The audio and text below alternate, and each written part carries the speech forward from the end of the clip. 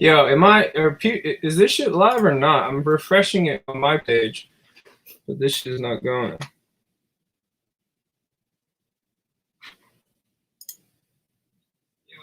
Oh, there you go. Boom.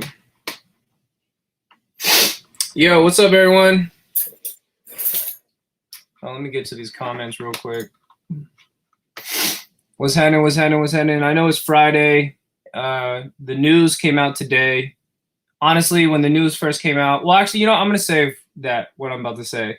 But before even getting on live, I was just like, man, should I even go live? I should just because I made a separate video about the whole Erikai beef already. Is it called Erikai's? The Erikai's versus Omni or however you pronounce that guy's name. I put that on Patreon already. And then I was like, I heard this news, and I was like, okay, yeah, I'll make a response video to that, and then put it on Patreon. Because like normally when this type of stuff happens, I'm just kind of like whatever, you know what I mean? For sure, it like affects me, but it doesn't at the same time. I mean, I do mess with a lot of brands that. I mean, the verbatim way to say it is that they make bootlegs. You know what I mean? Fugazi and all that shit. The people that really kind of resparked it. You got Ore, you got so many brands, bro. You got 80% of streetwear bootlegging shit. You got 80%. But let me get to these comments, and then let's wait for some more people to log in. I know it's Friday, so people are out and about probably. If you got your vaccine, I guess. I don't fucking know. It's like 10 o'clock Pacific Standard Time. So someone said no more Fugazi. Yeah, I guess not.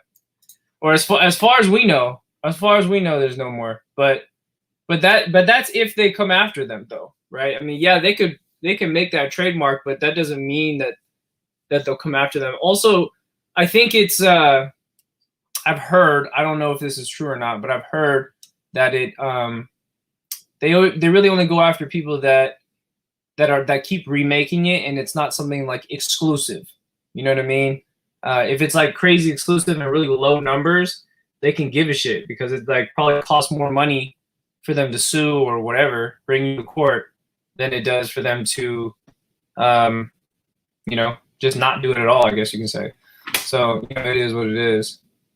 Yeah, I saw the news as well. Here, let me go down a little bit more here. Alex, what's happening, boy? It is bow time, baby. Oh, I ain't wearing my jabots right now. It's in the other room right now. No, we're not talking about gallery department. We are talking about sneakers, something I don't always have a chance to touch upon the channel. But yeah, basically what's going on here. You know what? I'll share my shit since more people are on right now. Give me a second. I'll get everybody up in the loop right now.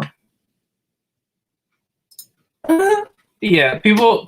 Well, no. So this is what's going on. So like, wait, give me a second. Share screen. All right, cool.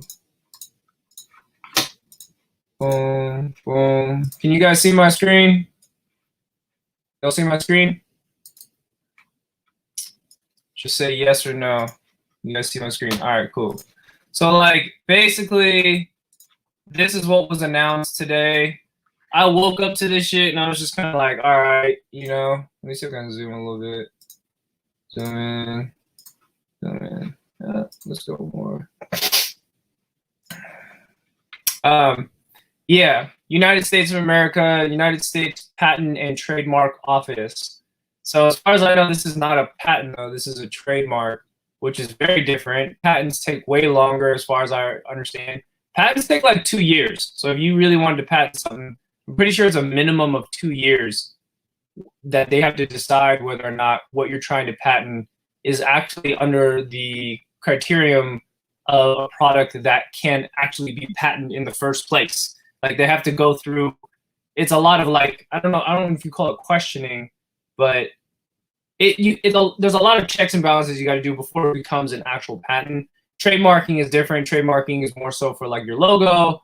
Trademarking is more so for it could be, in very rare cases, it could be things for like color, smell, which I've I've yet to ever come across that before. Recent times, you had Virgil trying to trademark the air quotes, which I don't even know how that's possible, but I think he did do it, and then he ended up suing some company that was making shoelaces, were putting the air quotes on them, and all this other kind of shit. You know what I mean? But yeah, anyway, let me read some of this real quick to get you guys up to speed. So basically, Nike it filed for this because of all the shit that's going on right now. This past year to year and a half, maybe 2 years. I don't know when Fugazi really sparked that shit again. That was like 2018? Someone correct me in the comments. When was the first when was the first man? When was the first Fugazi drop? How about that? When was the first Fugazi drop? Someone put it in the comments. Anyways, I'm gonna keep going. So I mean, you know, when I first saw this, I was like, bro, this shit looks fake. This looks like a meme. This looks like a meme. I woke up to it. I'm like, dog, if this is from the trademark office, this document doesn't even look like a document. This looks like an old regular document. Like, this is like, there's nothing on here really. You know what I mean? Like, when I see documents, usually I see like a whole like a lot of text and like it's pages on pages. But like, this looks like someone drew this up on Word document. And made a meme and was like, hey, let me fuck with everybody that's in the sneaker culture, sneaker game right now. Let me show you what the hell is going on. Like, straight up. You know what I mean? So, I don't know. But if it's real, it's real. But right here, principal register, the mark consists of three-dimensional configuration comprising the design of the material panels that form the exterior body of the shoe, the design of the panel on top of the shoe that includes the eyelets for the shoelaces, the design, the ridge pattern on the side of the shoe and the sole of the shoe, the design of a stitched line running along the midsole of the shoe, and the relative position of these elements to each other. The broken lines show the position of the mark and are not claimed as part of the mark. Color is not claimed as a feature of the mark. So basically, this is just like the description of what they're patenting. Sneaker News captioned this, said the Air Jordan 1 High. So the Air Jordan 1 High, the low SE, I don't know what the fuck is the low SE, I'm drawing a blank there, are now federal trademarks. This means Nike Incorporated will have even more power behind them to go after customizers, bootleggers who use the Air Jordan 1 without significantly modifying the shoe. What sneaker could be next? Hit the link in our bio for more details. I mean, shit, what sneaker can be next? Are you kidding me? Oh my God. Oh my God. Oh, let me stop sharing here. Let me get back to some of these comments. But yeah, so it's a lot of brands, bro. This past year and a half to 2 years has been nothing but that. Like, people were asking me, hey, when's the next starter pack video coming up? When's the next starter pack video coming up? And I hadn't made one because I'm kind of being picky about what topics to talk about, which ones would be like entertaining, which ones would be funny, which ones are relevant. And one of the topics that I thought about talking about was starter streetwear brands. And the starter pack, like, let me just spill the beans now. Like, you've already seen it. The starter pack for starter streetwear brands is a bootlegging a sneaker, you know what I mean? Embroidering MLB New Era caps, right? Some kind of boxy wash T-shirt and like reworked Levi's or reworked, denim that looks like gallery department. You know what I'm saying? Like that combination is kind of like, it's like you add those together equals new streetwear brand. That's like 95%. That's like that is 95% of that is 95% of all the motherfucking streetwear brands right now. Is my internet like chopping out right now? I can't do anything about that, by the way.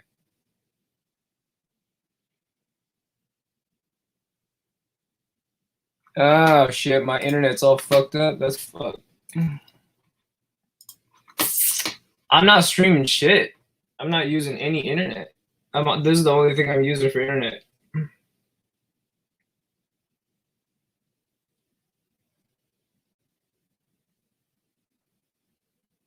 Some people saying my internet bad right now. All right, if the connection is that bad, can you guys hear me at least? But if the connection is that bad, then I'll log off, and this will just be a Patreon video.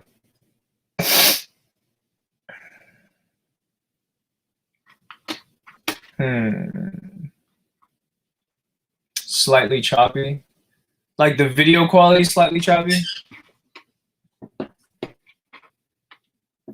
Anyways, I mean, I didn't mean to come up on here and be on here for hours on end, but I just find this like hilarious, and I did see that there was a lot of talk about like I think sneaker drama is laughable. It's laughable. You know what I mean? And I feel like a part of why I even wanted to get on live is because I was watching some other content on YouTube, and some of the drama that had been going on, whether it's Omni and Hellcat versus the Air Kai shit, and then now people are saying like, oh, Nike is doing this because of them, and I'm like, really? Really? It's because of y'all? No, I don't think so. Yeah, Air Kai might be making some he might be making some good money on it, but I don't think it's solely because of his brand, bro. In fact, I was hearing a lot of talk about people like, oh, like it's got to be because he's making millions off of it. He was the one that started it, and it's like, no. If you look back, he wasn't even the one that sparked this whole thing. Oh, people are asking what the hell Air Kai is. I don't even think I'm saying that right. Here, let me show you. Hold on. All right, let me know if this gets a little crazy and like and you can't see it or nothing like that. These are Air Kais. I'm pretty sure that's how you say it. But these are the Air Kais. It's basically the Jordan 1 with a replaced bolt. And all logos are replaced. But this, I think, out of any other brand, this dude made the most colorways. I mean, bro, look at when I scroll. Holy smokes, bro! Every week there's a new one. Look at this. Oh my god, bro got every colorway, and each pair is like 230, 240. I don't know if they go up to 250 or not. He's got patent leather ones, non-patent leather ones. You know what I mean? He's got the yellowed out sole. Bruh. I think I was talking to Vel about this. You guys seen Vel on the channel through the vlogs and all that stuff. I was talking to Vel about this. I think per release, on a bad day per release, this dude's got to be pulling in $150,000, $150,000 per shoe. Straight up, you know what I mean? You do the math here. Let's just say, because this dude does pop-ups and shit, and they all sell out, and he does like this big, extravaganza or whatever. You can go to his Instagram. I think I have his Instagram pulled up right here. I don't think this is his Instagram. There's like multiple Instagrams of this shit. So, let's see. No, I don't know the official Instagram for it. Yeah, anyways, but this is what they do. They do pop-ups and a whole bunch of stuff. They sell out every single time. My guess is, since they have so many followers, and again, don't take this verbatim, because I think the dude that runs this, there's two guys. One of them is, he's loaded off of this shit. You know what I mean? He also has like, I think he has like 250,000 followers on Instagram, 250,000 followers on Instagram. You know what I mean? And then you having people pull up. He's definitely not selling 250 pairs per shoe, like, or per style or per release, bro. It's got to be way more than that. Even on the low side, on the very, very low side, if he sold 500 pairs times 230, that's $115,000. That's gross. That's not actual profit, right? But that's just gross or net or whatever you want to call it. But yeah, let me stop my screen sharing. But yeah, that's per release. So let's just say you do a pop up and you got 3 colorways. You got 3 colorways, bro. Dog, what? That's just 3. This motherfucker did. How many colorways? This motherfucking Skittles. This color is the rainbow. You know, like, bro. Oh my god, bro. Like, in order, let's just sit here. Let's do the math real quick. For $1 million divided by, let's say on the low side, right? He's charging $220 a pair. He only needs to sell 4,545 pairs. That's it. Just 4,000 pairs. Oh, that's cake work. That's cake work. And it's you know what I mean. It's all, you know. I have a feeling I actually can find the supplier for where this dude makes his shoes, and it's actually right in front of your face, right in front of everybody's face. That shit is on Taobao. I'm just gonna put that out there, and that's not even a secret. Everyone kind of knows that. Am I wrong? That's not to put the dude down. That's not to put any of these other people that make, you know, bootleg sneakers down. There's actually credible and very resourceful people that are on Taobao. You just have to weave through all the bad ones, right? Out of 500 bad manufacturers, there's probably 1 or 2 good ones, but you just have to go through that 500. That's just how it is. And you know, who knows? Maybe he did that, but it's right on there. It's right on there. They advertise his shoe on there. No different than you know. I mean, there's way more than this. Let's not even talk about the Jordan 1 thing, right? You talk about the Babesta thing, right? There was the really bad Babesta bootlegs back in the day, way back in the day. If anyone remembers the UPS Babestas, does anyone remember that shit? Hold on, let me. Oh shit! Hold on, this shit. I'm about to start going off topic now. Hold on. Sorry guys, I'm not looking at the comments right now, so if you guys say something, maybe DM me, text me, I might see it there.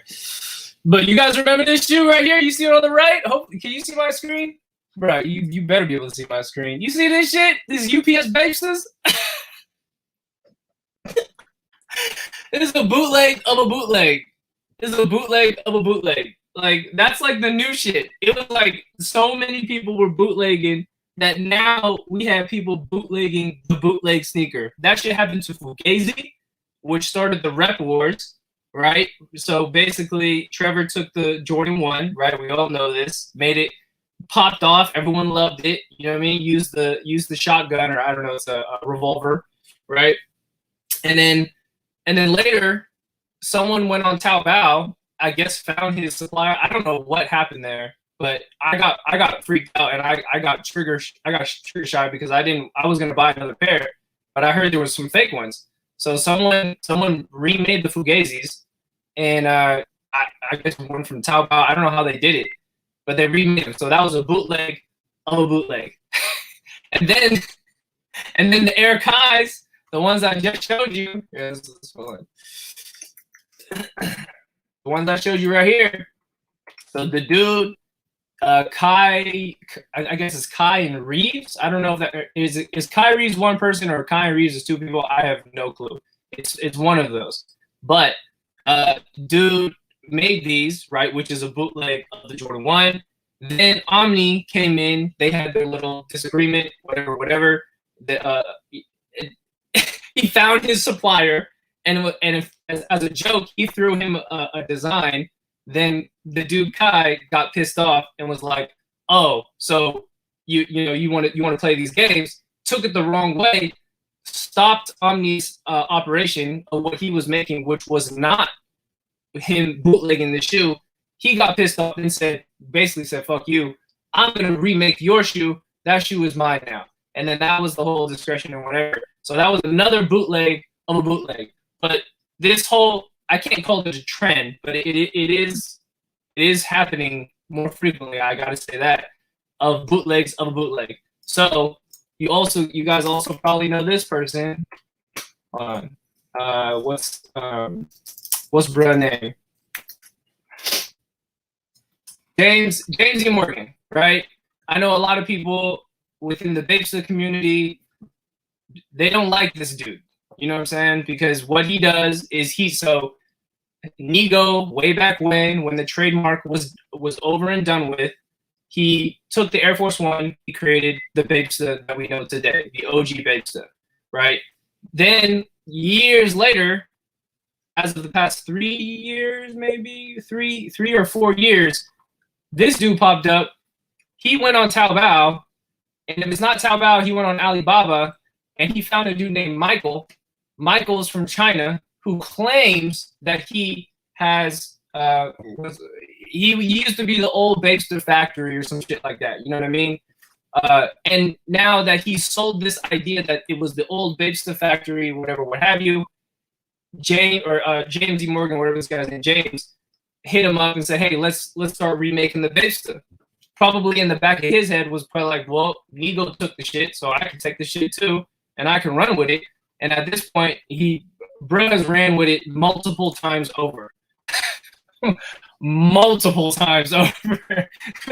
So that's a bootleg of a bootleg. So again, Air Force One to the Babesta bootleg, then Babesta to this, which is basically a Babesta, but really I'm caught in the middle whether or not these are actually from the old factory.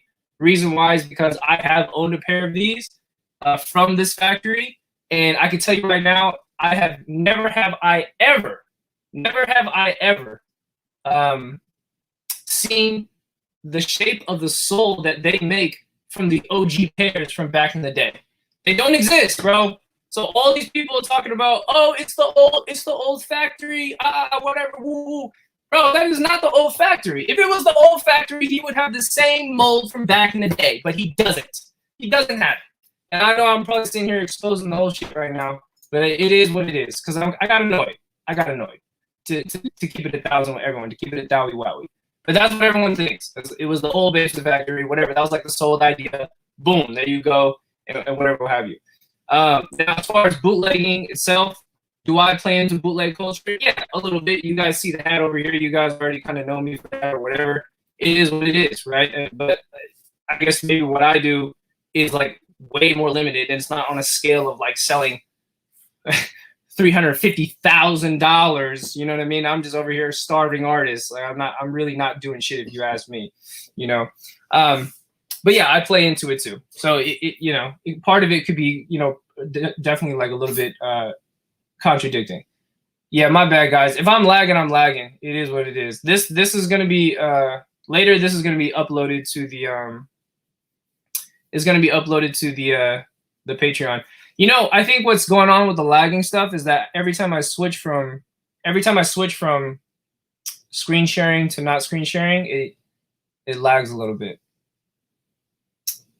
This person said, imagine paying $300 for a pair of shoes with no tech or advancements. Yeah. I mean, here's the thing though, like with bootlegs or whatever you want to call it, remade Jordans, remade sneakers, and all this other kind of stuff. The people that buy into it, they know what they're buying. So like the whole conversation of people like, oh, you're buying fakes or whatever. It's like the people know. Like, how do you not know? How do you not know? It's like it doesn't matter. The people are gonna buy it anyway. It's just that's the culture of it. You know what I mean? But yeah, it's not necessarily as serious. He said, y'all think resale will skyrocket on the bootlegs? Yes, 100%. 1,000%. If this is what it is, especially for someone like Kai, especially for someone like Kai, if all those pairs that he's making, if he really has to stop everything, that's gonna suck. That's a huge portion of his income, because that brand, if I'm not mistaken, that brand is solely focused around the shoe. Like, yeah, they make garments and stuff, but I think the majority of the money of what they're making, it comes from the sneaker. That's what grabbed everyone's attention. That's what everyone's lining up for. That's the reason why it's selling out.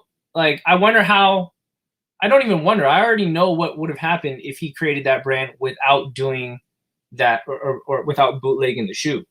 You know what I'm saying? So anyways, but yeah, as far as the conversation where people are like, oh, this is all happening right now because of the Air Kai beef and whatever woo woo. It's like, bro, like no. I mean, yeah, that might have been the final straw, but I don't think it was because of that. That first of all, that happened like last week. That was last week or 3 days ago or 4 days ago. It was so soon. You know what I'm saying? And also, I personally, what I think that re-sparked this whole thing was the Fugazi stuff. It was Fugazi, and then prior to that, it was menthols, and then prior to that, it was Babestas. But back then, when Babestas first came out, people don't remember this. People trashed the shit out of Babestas. I mean, even to this day, people trash Babestas. People still call them bootlegs and whatever. You can call it whatever you want. People are still gonna buy it. But when it first came out, people were like, "Why are you wearing them fruity colors? All you wearing them colorful ass sneakers and whatever?" Woo woo. Like, people did not. It didn't get a lot of love out here. That's for sure. Especially after Soulja Boy coming out making that song, like I got me some bathing apes. It really it was like a meme of the time. Until way later, people really appreciated it, understood, or some people did anyway. They understood why it was important. Like, Nigo to incorporate all those colors to make all those bases is a reason why a lot of sneakers right now are colorful, period. And all those collaborations that he did way back in the day with all those bases, bruh, he was way ahead of his time on that. He was collaborating with so many people that are huge now. All those cause collaborations with all those sneakers, oh man, like those are major grails at this point, you know, for a lot of people. Oh, we got Jacob Starr in the building. Sorry, I haven't been looking at the comments. What'd you guys say? A-Rod, the only good bootleg? That is crazy. I think. Oh, this is a whole conversation that's going on in here, huh? Yeah. Oh yeah, and that's another thing too. Right here in the bottom, you said Fugazi did it proper too. Yeah, like. It's funny within the bootleg and stuff. Like, it's funny how the community, you know, picks and chooses. Where they're like, well, we accept this one, and then we don't accept this one. And then there's different views of like, yeah, Fugazi did it the best, but anything after Fugazi is trash. it's like where do you draw the line with the whole, you know, copying and bootleg and all that kind of stuff? Oh, see, Collegium isn't just a straight bootleg though. It's a Jordan, Air Force, Blazer, and YSL. Yeah, that's an interesting one. I think Collegium. I don't think Collegium's gonna get hit with anything. They changed a lot of stuff about the entire sneaker. How do you spell that again? Let's see if I can pull it up for you guys.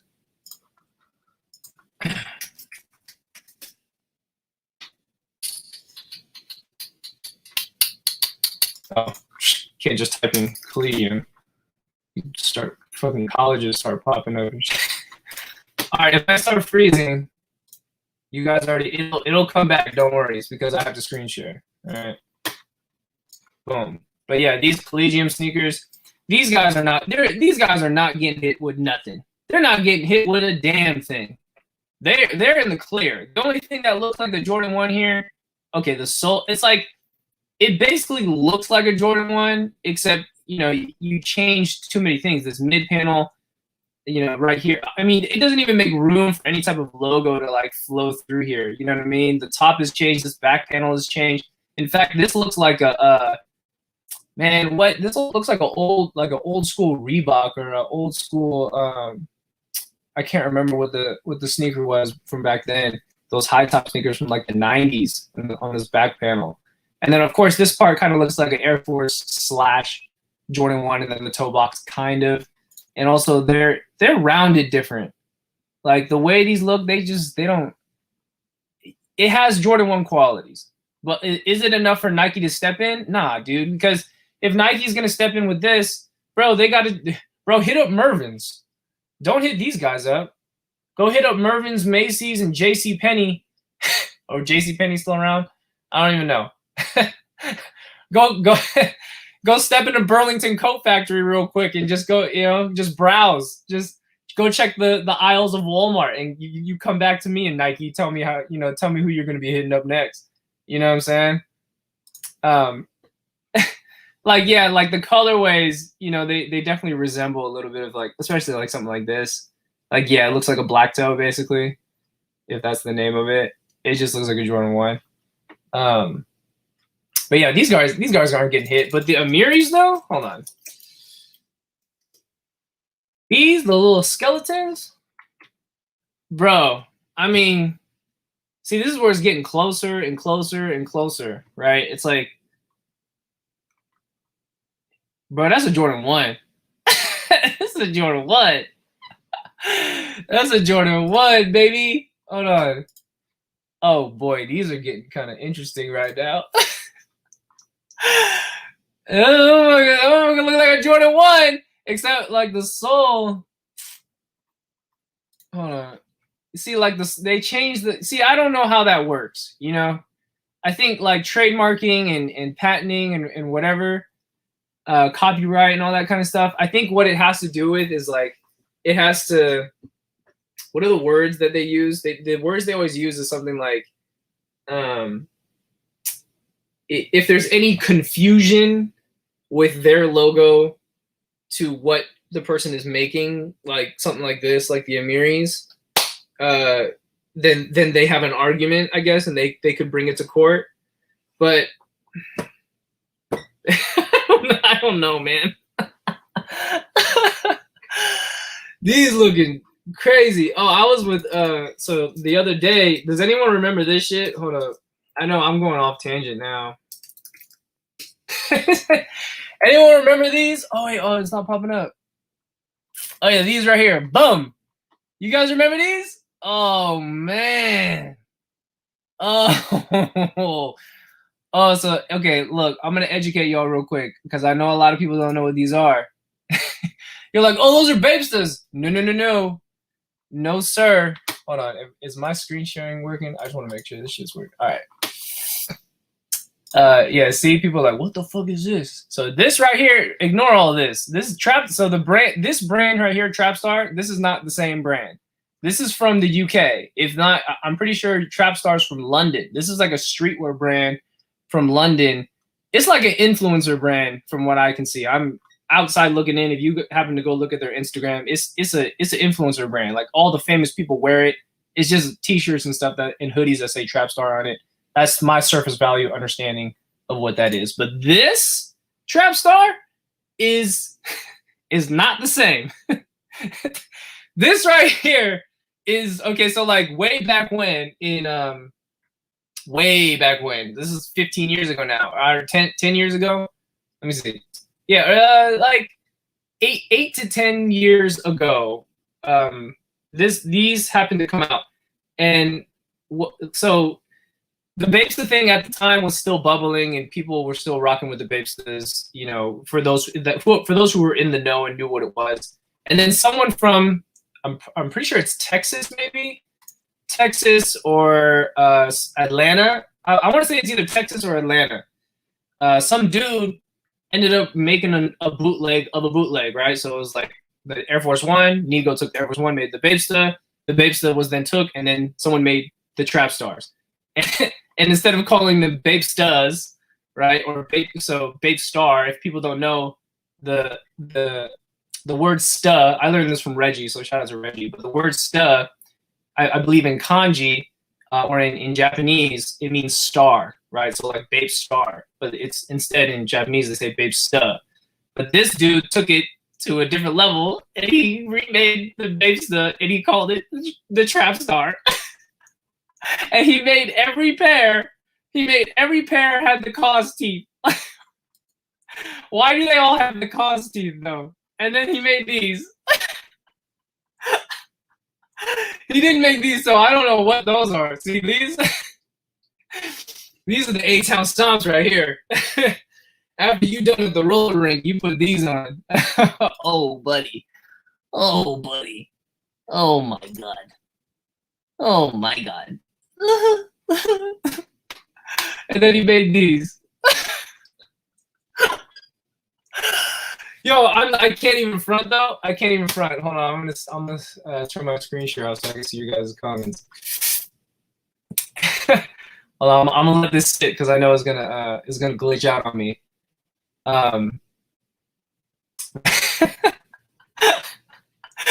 Because those are the you feel me's exactly. Those are the I'm talking about. Those are the Yeah, I bet you put those on. I don't think anybody's gonna feel you at that point. They'd be like, "Ah, I'm not feeling those at all, buddy. I'm gonna say that right now.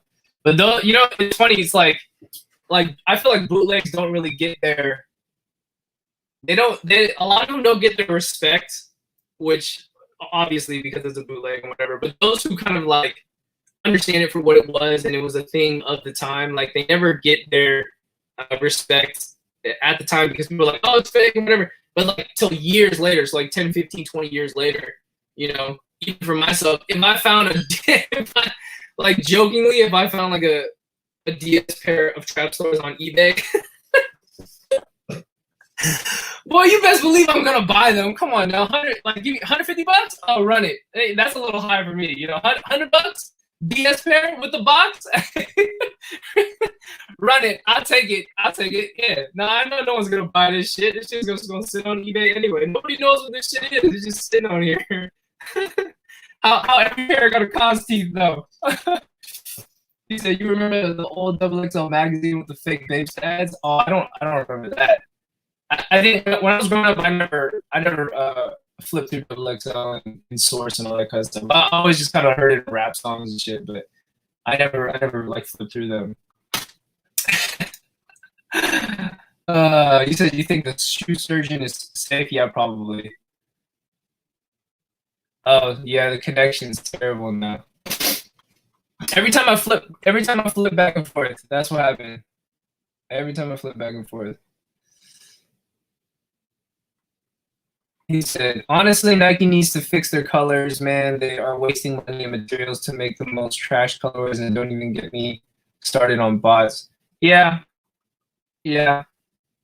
And maybe that's where Nike kind of gets their idea of like, oh, like we should act on all these people that are doing all these bootlegs right now because it's encroaching. It's probably not taking over anything, obviously, because Nike is probably one of the best brands to ever be made, period, globally. You know what I mean? But maybe they thought, oh, okay, this is kind of encroaching into our sales a little bit, and people are kind of changing their mind about bootlegs, especially people like Erikai making that many pairs, you know, doing drops and all that kind of stuff, making every single colorway. They also resell too, mind you. These sneakers actually resell. This is not a joke. Some of those Erikais resell for like $500. But you know, we're no strangers to that because if you look at the Fugazis, you go on Grail right now, the Fugazis go for a crazy amount of money. The Fugazis go crazy, boy. They're like 1,200. They're like 1.3 at least. At least.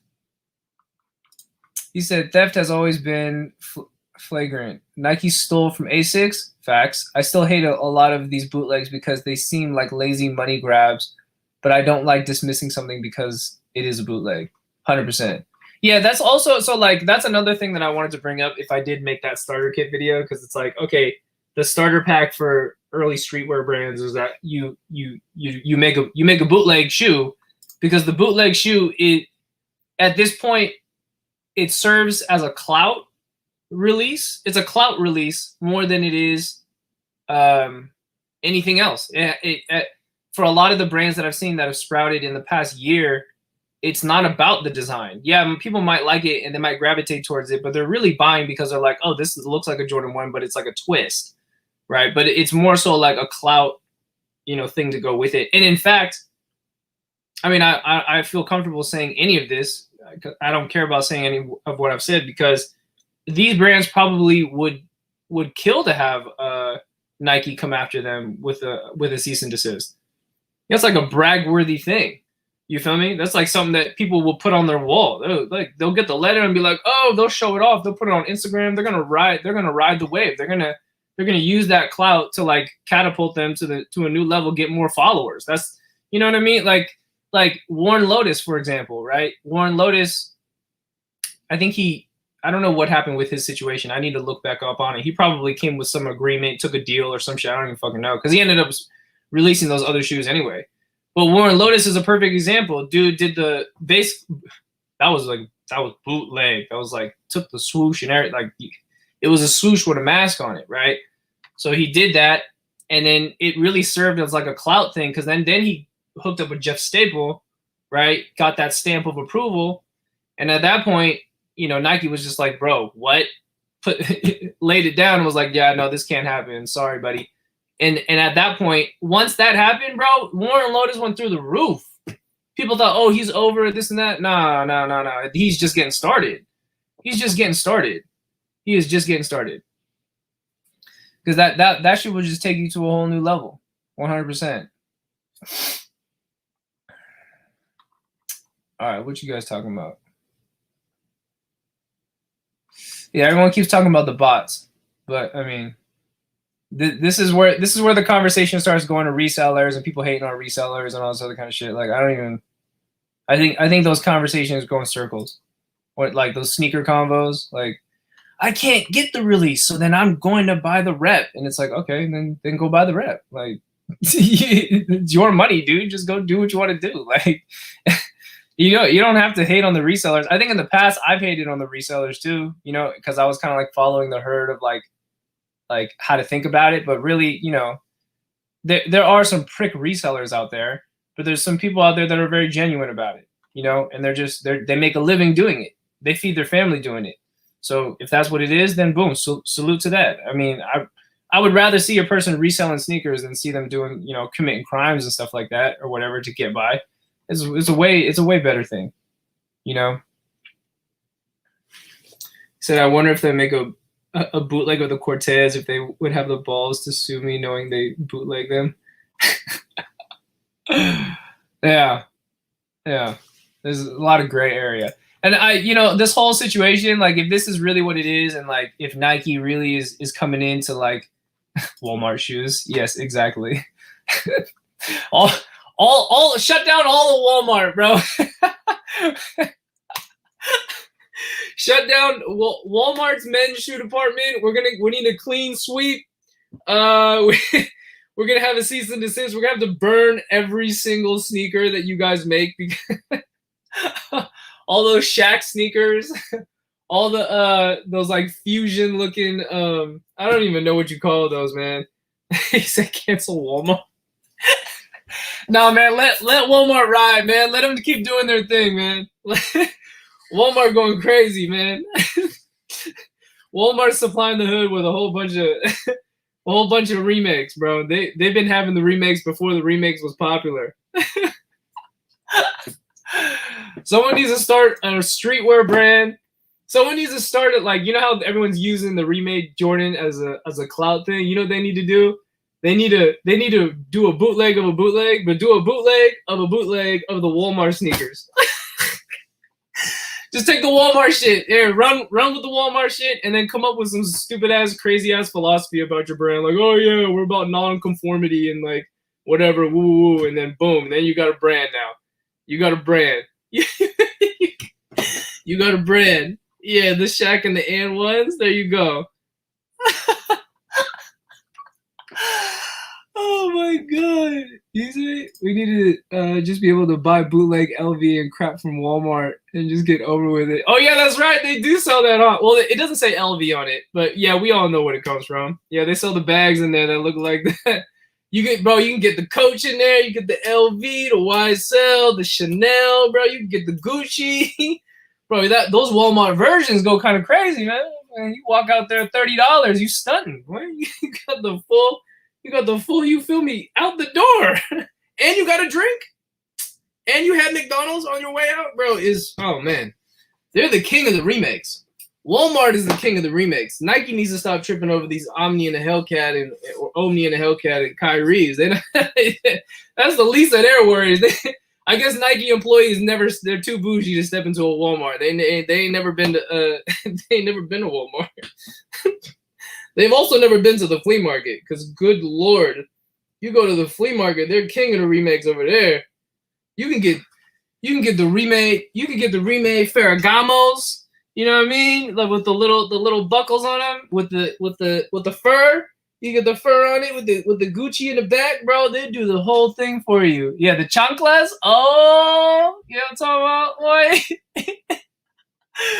Well, bro, you know what's funny? Walmart being one of the biggest the biggest companies at this point, they're smooth past everybody. They're behind the scenes like, hey, ain't nobody seeing us. They hey, everyone gives them a pass for no reason. Why is that, bro? But we pointing at these little streetwear brands like, you guys are the reason why this shit is, yeah, you're fucking up the culture. But what about them though? They didn't do nothing.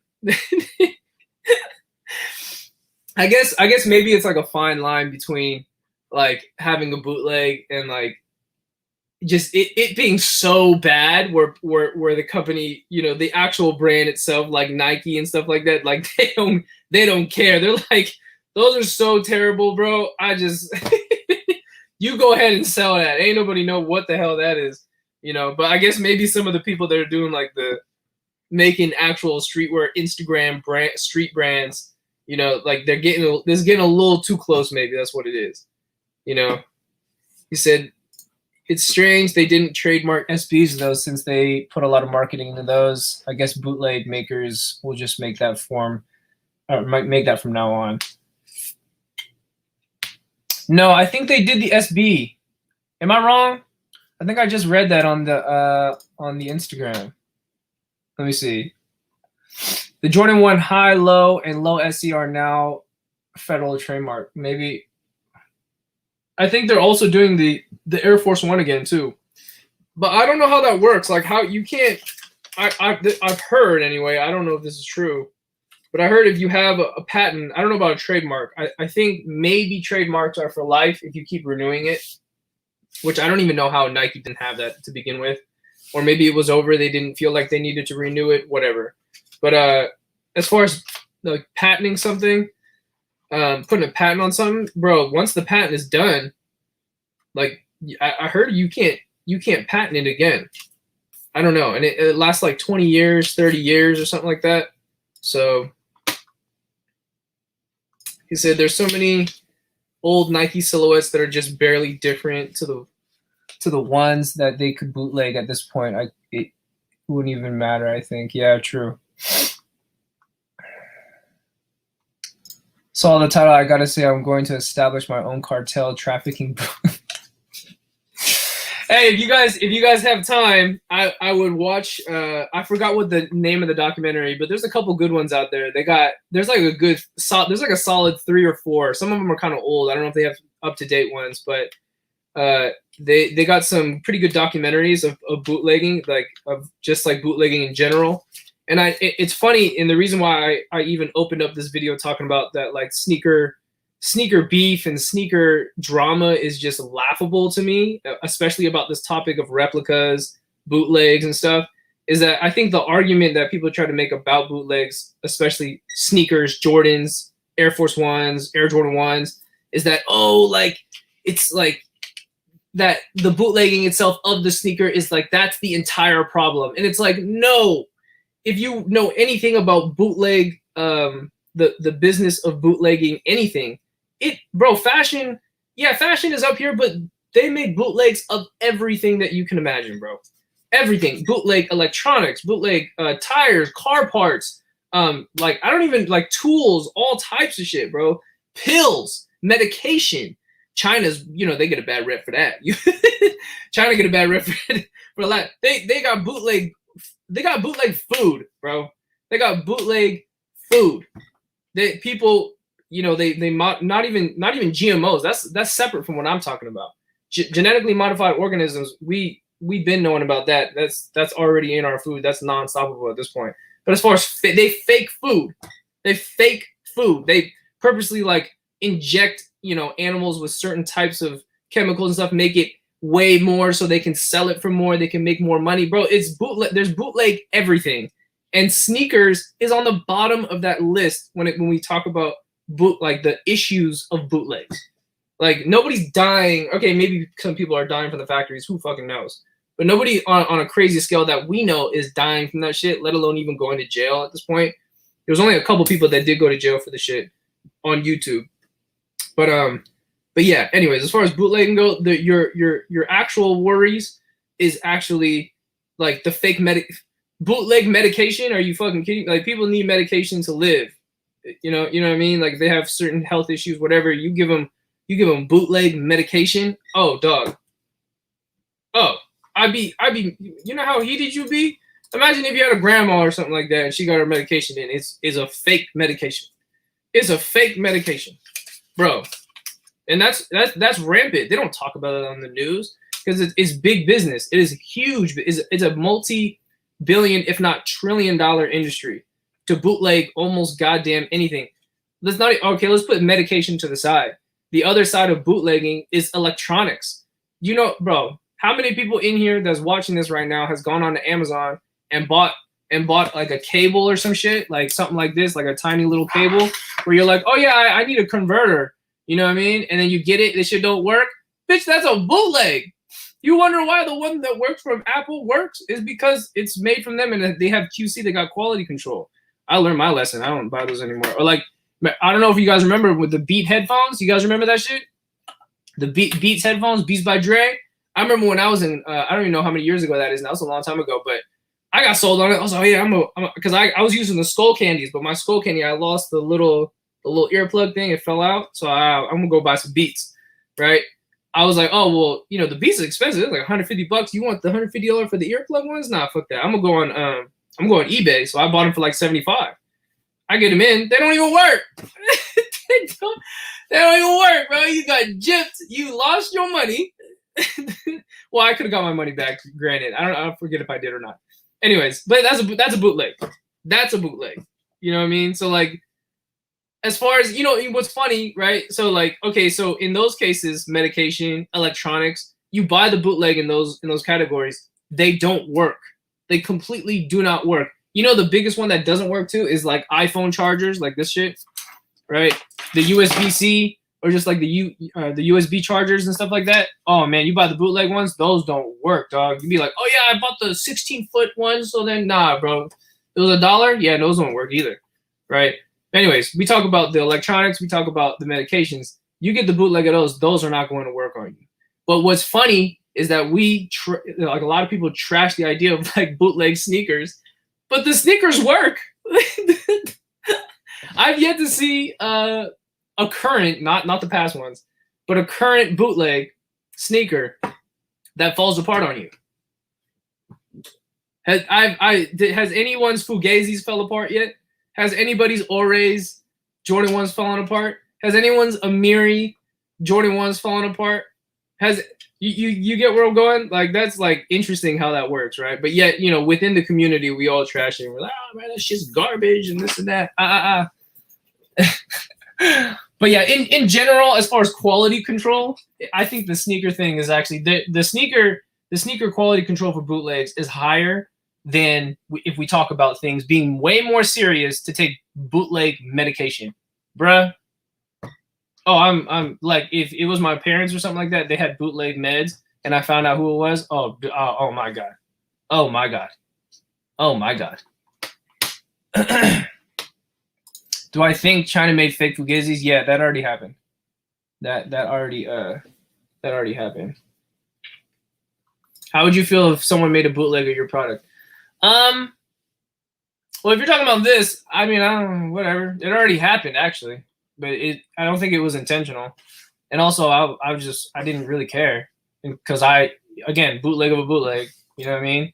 But if it was something that I actually created, but if I don't have any of the trademarks, I don't have any of the patents on it, which you can't within fashion. So if we're bringing it back, the conversation to clothing and to fashion, it's very difficult if you have a piece, a jacket, a pair of denim, or whatever that does its logo-less, and you're trying to patent or trademark a particular piece that you constructed yourself that might be unique to something else. That is, do you know how difficult that is? You know what I mean? Look at Minimal. Minimal, it only happened for Minimal because right when they started putting all those crosses all over the denim, then Chrome Hearts was like, all right, you fucking with the wrong person. Like, what are you doing? You know what I mean? But if we think about prior to them making the Chrome Hearts pants, the replica Chrome Hearts pants, Minimal been replicating everything else that was logo-less, right? Because everyone started wearing the Fear of God stuff. They weren't about to put Fear of God on the t-shirt. I'm sure if they did, Jerry would have stepped in. But they're just t-shirts. They're like boxy fitting t-shirts. Denim, the M1 denim, whatever they call them, with the holes, it has like the frail cotton that kind of comes out on the hole. Boom. They made those. They're in the clear. You can't, bro. I don't know what they might have gone through some settlement with Fear God. I don't know, but that's a very difficult argument. Because also too, if Jerry went after Minimal, bro, he's gonna have to go after everybody. What about Zara? What about Zara? What about Zara? What about H&M? You ain't gonna go after H&M? There was like a year or two straight where H&M and Zara was full on Fear of God, bro. I swear to God, you walk in there, it's like a cross between YSL, Fear of God, Balenciaga, and kind of Gucci a little bit. Like right before they started selling all that hiking shit and the puffy jackets, like right before that, it was like 80% Fear of God, and that other 20% was just like a mix of like every other style that you're seeing that's like current trend. You know what I mean? So if Jerry's gonna go after Minimal, bro, you might as well go get your bag and go after everybody else. You know what I mean? Like at what point do you stop? Where do you draw the line on that? He said, "Don't get banned out here." These aren't my brands, bro. I don't fucking know. It is what it is, man. I know as it stands, I might not be in the clear for some things, but it is what it is. And if that day comes, if I get a letter or something like that, bro, if everybody else riding the trend of holding the clout and whatever and using the clout to go places, hey, why can't I do the same thing, bro? Why can't I do the same thing? Fuck it. You sent me that letter? All right, this shit's going right up here. Boom. The next live I have is gonna be right up here. Boom.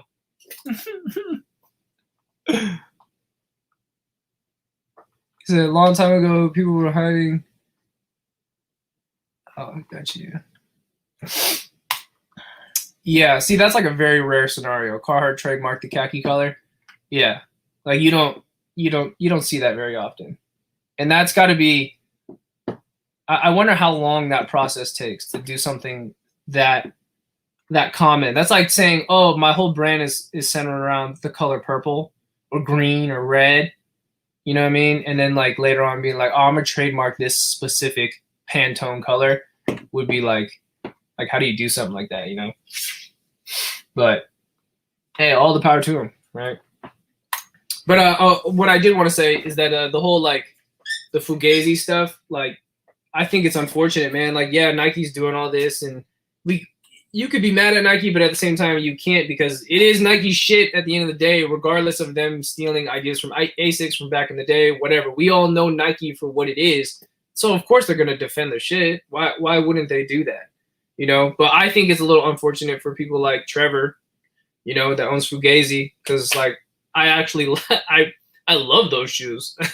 I love the one in the Chambers. I was, again, like I said, I was about to buy another pair, and then I was like, I don't know, because there's a bootleg of a bootleg now. I don't even know which one is real. I have a pair, but it's like, if I match that one up, is that a good way to do it online, like through the screen, like, and then you're spending hella money buying it, and so that's where the mix up gets, and it sucks if Nike happens to do this to Air Kai, and then to, I guess, maybe Omni or Ore, right? You got Ray, you got the Babe, or actually maybe not the Babes with Dudes, because that's a whole different ball game maybe, but and then you do it to Trevor Fugazi. It's kind of like, man, you're gonna stop that whole thing. If I'm not mistaken, Trevor had he had a black toe that was supposed to come out, right? He like teased it, right? It was like a black toe, a panda. What are the other colors? It was like three or four colors on his Instagram. Let me see if I can pull it up.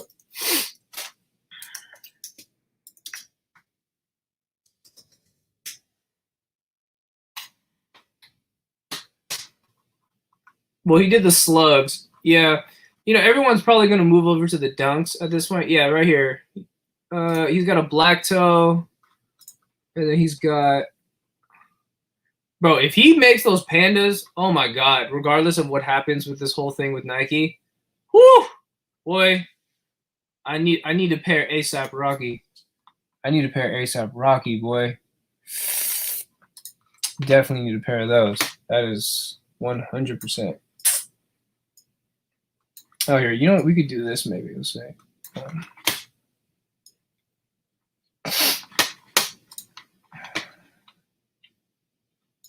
Do you remember when the Warren Lotus lawsuit started? The trademark specimen started July 31st, 2020. Is that? Oh, that was last. Oh yeah, that was all last year, huh? That wasn't this year. Interesting. But I don't even know what happened at the end of that whole thing. You know, because it's like he did end up making the shoes, but then I want to know what the numbers are. Like I'm curious like that, you know. I'm curious and I'm nosy like that. I want to know what the numbers are. I want to know how many people backed out. I want to know how many people got a refund. I want to know I want to know that info. Because like, you know, in his scenario, they probably came after him because he was making millions off of that.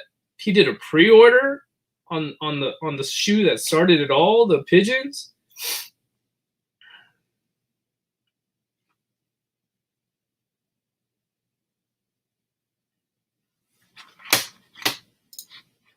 Chelsea boot with the jabots? Yes, sir. That's the new hot trend, 2022.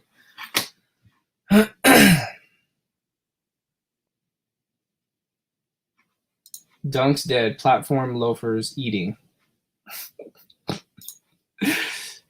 You mean the strawberry lemonades? Jabots with the kiss heels? He said you could buy those Warren Lotus at the thrift here, all made in China. Wait, where are you from? You're talking about in China? That would be hilarious. What if you go to like the fake market in Asia, like Thailand, Philippines, Beijing, Hong Kong, you know what I mean? Shanghai. And you see Fugazis in there? Or you see the slugs? Oh, I'm buying it. I'm buying it. I don't give a fuck. If I saw that in there, for sure. For sure. Yeah, Malaysia. Yeah. Oh, you're from Malaysia? Shout out to Malaysia. There you go. What time is it out there right now? Yo, if you find those in Malaysia, bro, you better grab those. That's probably a whole $15. That goes for like out here, the slugs. How much does that go for right now? How much does slugs go for? Let's see.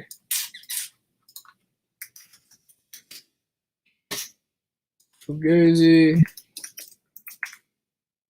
Or did that not? Am I wrong? Did that already? People already got their pairs, right? Or was it all pre-order? Okay, yeah, people got it. Oh, they're going for $350. Used. Brand new is going for $5. Brand new is going for $5. So that's not bad. That's not bad. Yo, Jay Hesper. Yo, you need to go vlog that, bro. That would be amazing. I would watch that. To go see that and be like, yo, it's just like your local flea market in Malaysia. You got Fugazis just sitting there. That would be hilarious. That would be hilarious. Hey Judy, how are you doing? Yo, I need to go. I've been to Malaysia once. It's hot as hell out there. I need to go to Malaysia, Thailand, Philippines. I want to go check that shit out. That shit's got to be so funny. That shit's got to be hilarious. He said, "Let's got me looking at bootleg Chelsea boots." Oh my god! Yeah, you know what? I wonder what's going on with this. Wait, does anyone know what the story is on this? Because I don't follow Rick. Because GeoBaskets come from Rick, right? Am I wrong? And he got a letter, didn't he? So like, did he continue? Like, what was the whole thing about that? Because like, those are basically like, he even came out and said that they were made after the Jordan 1. Like, everything is made after the Jordan 1 in the Air Force. Like, how can you? There's so many shoes out there that took the same inspo. Geon baskets. Wow, someone already did this. Here, let me show you. Here, I'm about to glitch on you guys real quick. Hold on.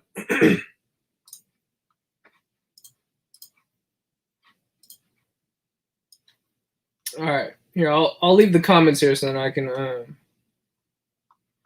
No, I don't want fake GeoBaskets, but what I want to know is what the continuation of that stuff is, because that shit is all based off of Nike. Let me show you guys this. They already remade this shit, but they didn't remake it the same way. So you guys all know the menthols, right? These things are worth like, let's check StockX. Oop, shit. Oop. Or is it on here? Hold on. Oh, it's not on there. Maybe it's on Grailed. Or actually, you know what? We should do it like this.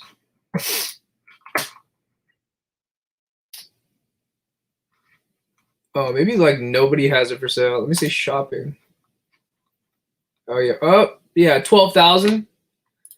A whopping $12,000. You can get a shoe that looks like a cigarette pack. Yeah. Yeah. You know, honestly, there might be some reps of this. They make reps of everything, bro. They make reps of everything, bro. There's gotta be someone in China that was just like, oh, you guys want 12,000? Oh yeah, I'll make it for you for just throw me 100. Throw me $100, I'll be alright. He said, yo, Keezy, you ever dropped the low profile 50 for us small head cats? No, I'm not really no. The answer is no. I'm not I'm not really a fan of the low profile, so maybe far in the future, but right now, no. But also depending on your size, the hats that I made right now, like these, the paneling is actually like everything is custom. So like this is my own pattern, making this entire hat, like the shaping of it. So it is a little bit lower compared to, you know, what you're gonna get with MLB or New Era caps. So hopefully that answers your question. Denim shorts. But yeah, what was I fucking talking about? Oh, that's what I want to show you. Hold on.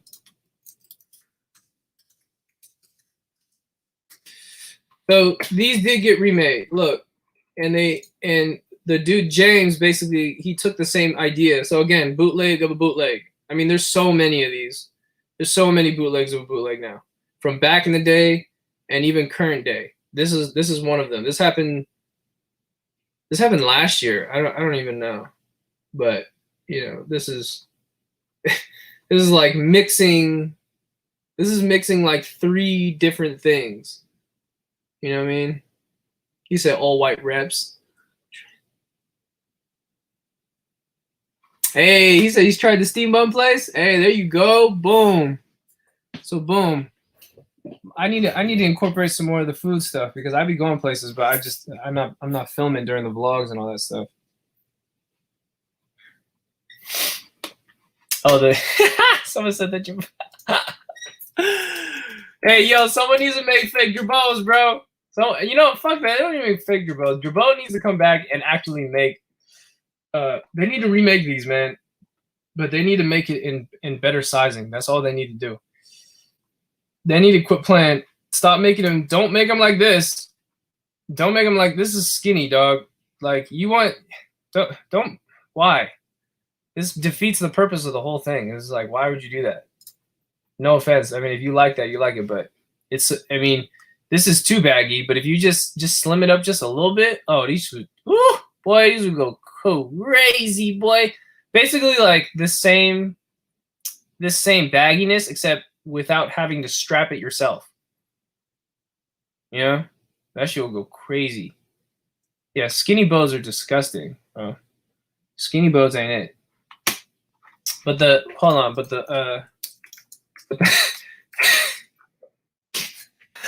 the shorts, boy, the motherfucking jorts. Okay, the double missed me with the bullshit, bro. You can keep the doubles.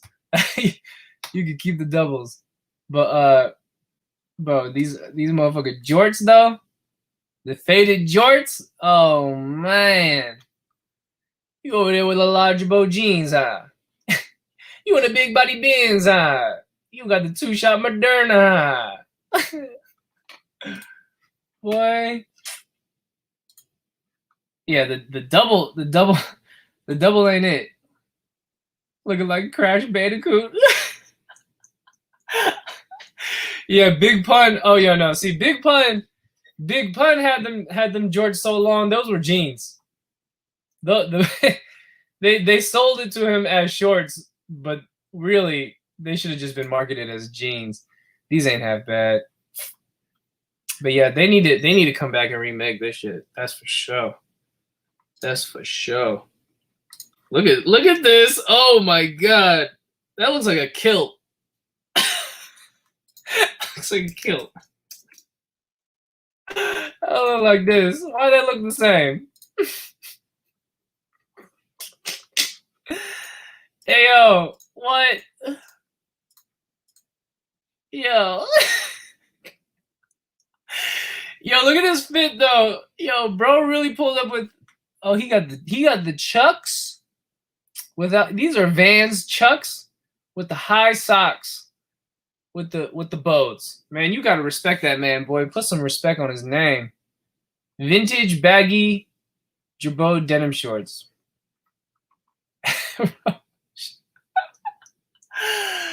Yeah. Well, hey, you know, I know people are like, well, wait, the high sock shit. People do that. Yeah, people do, but there's a way to do it and there's a way not to do it. I don't know if this dude did it right. This dude, oh my goodness. You know, I found these interesting. These are like people in Japan that like put on the Girbauds and they like modeled it. Like, look at all these people. This is straight in Harajuku. You can tell this is right in the heart of Harajuku, probably. And then you got, hey, this dude pulled it off though. Come on now. Come on now. Everything is proportionate. Everything's very proportionate. He said, bro, if you ever moved to Houston, you would move right in. Why? Houston still got the Girbauds on? Yeah, no, this fit is hard. This fit go crazy. This fit go crazy. Okay, see this dog.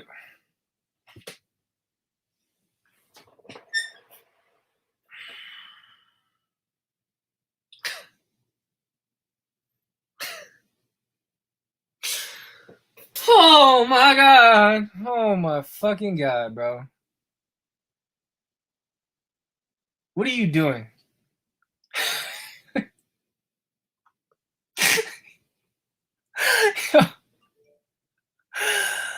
Oh my goodness. You know what's funny? Bro really spent the time, bro.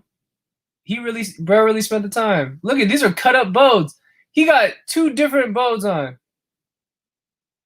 I think those are two different bows. He cut up two different bows. He said, "Ain't no way." He said, "Techwear bows." Yo, name these bows right here. Give these a name, bro. Give these a proper name. These going.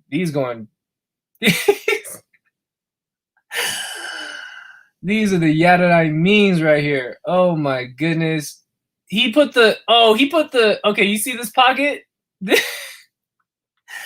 This is the pocket that comes on the left side. And he flipped it. He made it a cargo. He made it a real cargo. He put it to the side.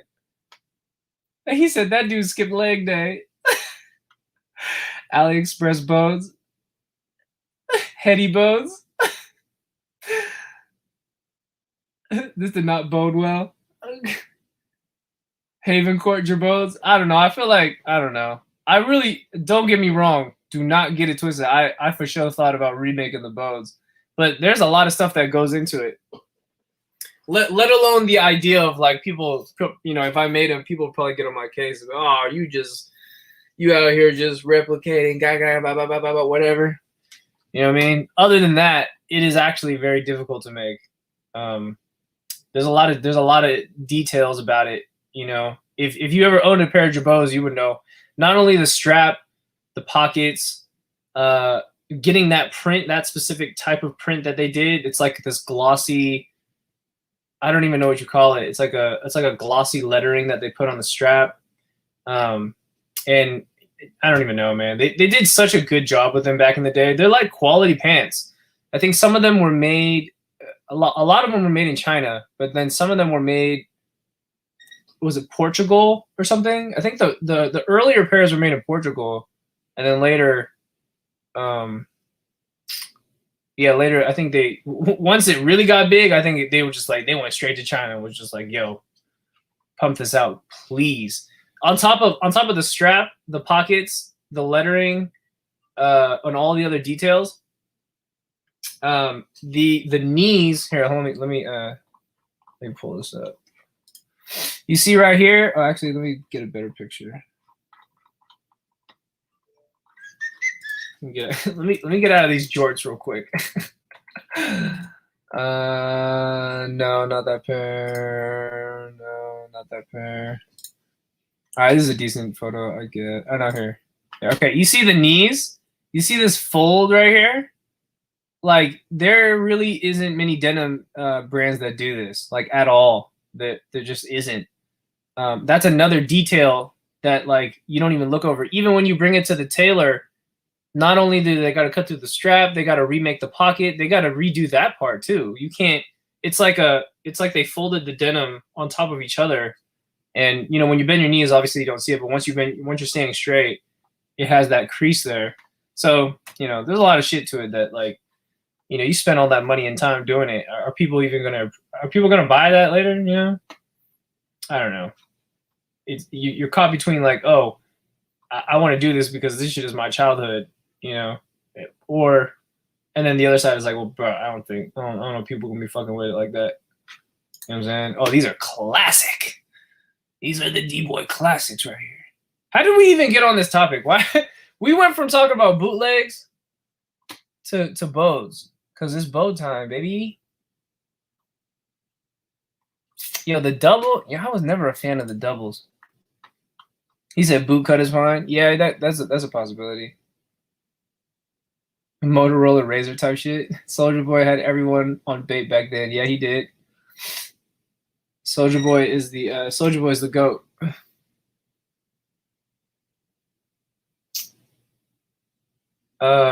Jay Hesper, I'm gonna check your DM later. I'm gonna see if I can catch up to that later.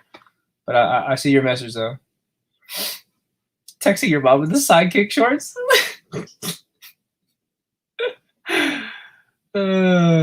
Both boys.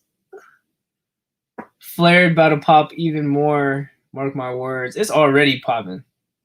It's already flared at this point is or not flares, I'm sorry. Flares is already out the window. Flares is kind of gone. I'm sorry. That's what I meant to say. But boot cut is that shit right now. The straight in the boot cut. What everybody wants right now. Ooh, this that classic. This photo and this photo always pops up. You type in your boat. Look at these guys. Oh, but these don't fit. These do not fit, homeboy. Look at all this extra fabric on the bottom. You see my mouse? Look at it. This might have been one of the greatest fashion trends in history. This is one of the greatest fashion trends to ever look back on. This shit is hilarious. Like, y'all see this is how it was worn back in the day though. I don't even know who is. Oh, is bro from the Bay? He looked like he from Daly City. You look like you from the Tenderloin. Oh yeah, AM Kid. Wait, he's from the Bay. Wasn't he a rapper? Oh, he sang Bay with it. That's right. Oh shit. Yeah, see, this is how I remember Jabos back in the day. Like they fit, but at the same time, it was like, bro, those are baggy. Like, oh yeah. Bro, who remembers AM Kid? Holy shit. Damn, I haven't heard that in so long. Look how he wore it. I don't know if that's a bandana or not, but he got the white tee. That's probably a Shaka Pro Club or a Nona tee with the underneath. Underneath, you got the gray tee underneath. Matt, you see how he did that? This is what I did back in the day. So he had the white tee, you got the gray underneath, and you got the gray strap matching that. Woo! That's that shit before you go to school. You put it on the bed. you lay your fit on the bed. You guys ever done that? It's like what Mike Epps said. You're like, oh, I'm gonna kill him in the morning. Oh, it's like they don't know what's gonna happen in the morning. When I get on that bus, oh my god. When I get off the bus, oh my god. Do you see these jabos? You don't see the jabos. You don't see them. Let me walk closer to you so you see these jabos real quick.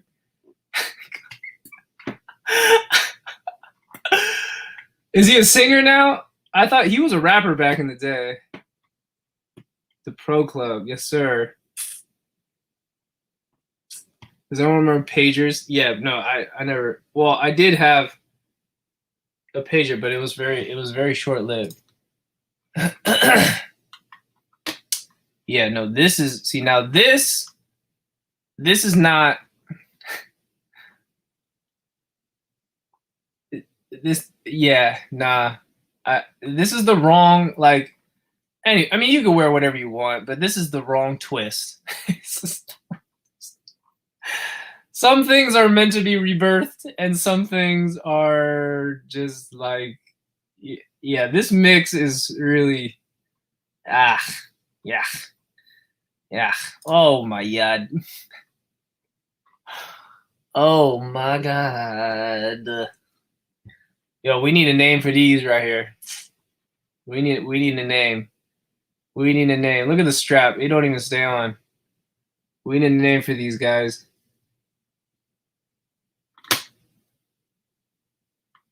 He said, easily repeat in my Truies forces and Pro Club tees.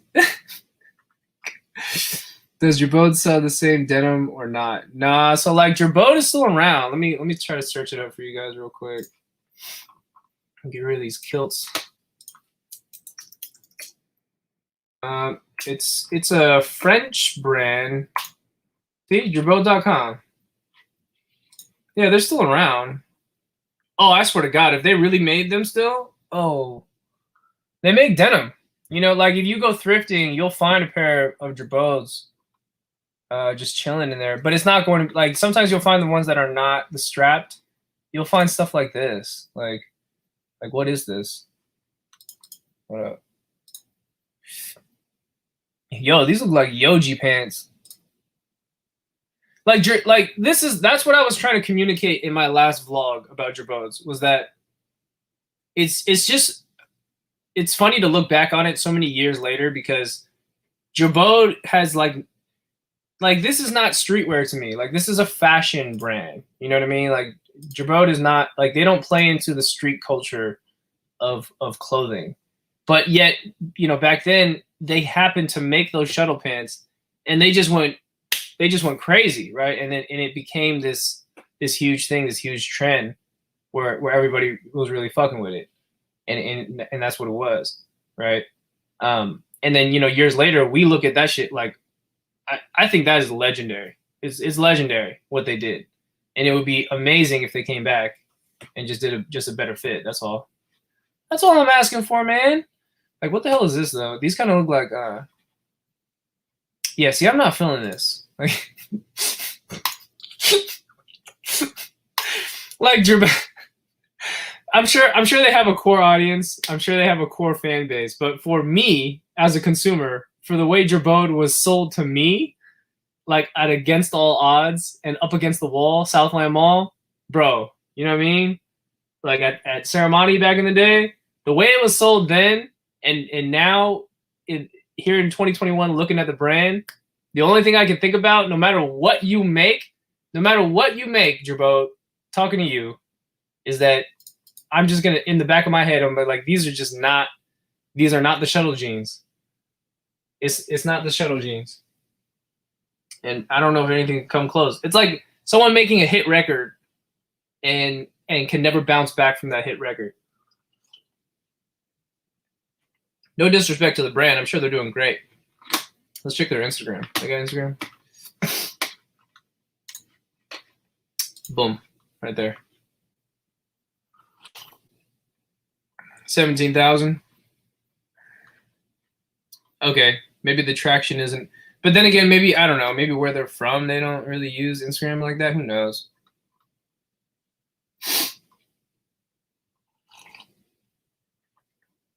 He said those are so bad. He said Yoji bows. Yeah.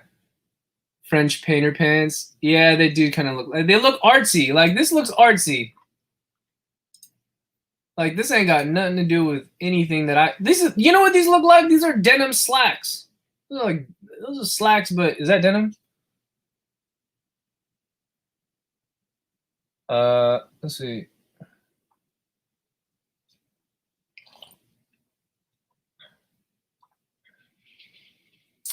Yeah, it doesn't say.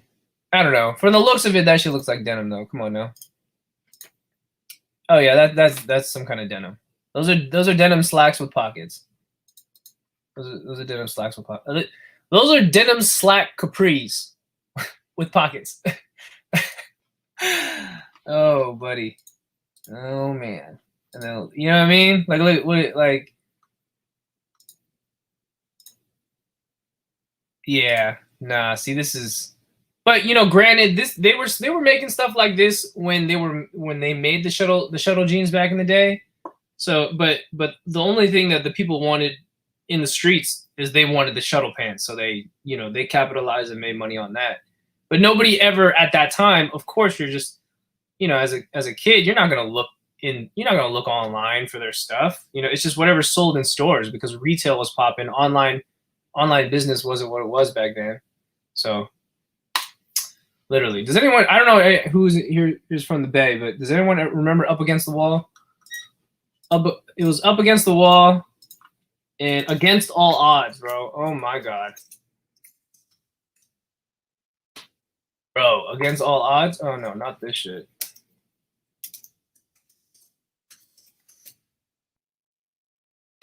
This right here, woo!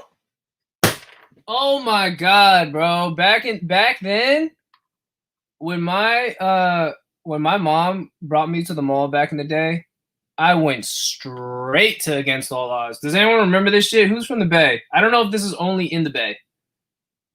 I don't know if this is only in the Bay. Yeah, see? There you go. I had yeah. Yo, bro, Against All Odds, bro. They had LRG, they had Sean John, Fubu. Well, LRG was the most important at that time, kind of, right? It was like back and forth with other brands.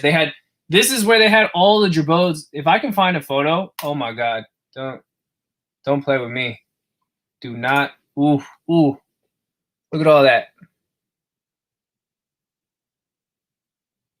Oh, I didn't know that some of the stores they put AAO. In the Bay, it never said AAO. It always said Against All Odds like this. But this was the store that had the most Jabos. You would walk in the back on the wall, it would be like stacked. Like it would look like this. Hold on. When you talk about Jabos straps, they had every Pantone color. You'd be like, yo, dog, like I can't even choose because the last color from the one on top, that one's pink too. Like I kind of want yellow, but do I want beige too? Like, be like, dog. They had every color. They had every wash. Man, oh man. I wonder what happened because they did really well. Well, Against All Odds was that shit. Oh, they're on the East Coast? No way. They're still out there? Really? Huh. But it's got to be so different now. Look, it's the Rockaware. Man, they literally had the latest and the greatest. But at the time, it wasn't, you know, when those type of stores, when you walk into them, they have the latest and greatest, but they also have last season shit in there because they couldn't sell it. Against All Odds, from what I remember way back, is that they had the latest and greatest, but they didn't have the other stuff because they sold it. Like it was like a constant. Every time I was there, I was just like, bro, all the stuff I can't buy because I don't have money, but it was just so dope. You know what? If I type in let's see. Yeah, these picture quality actually looks really good. Maybe these are like recent. About.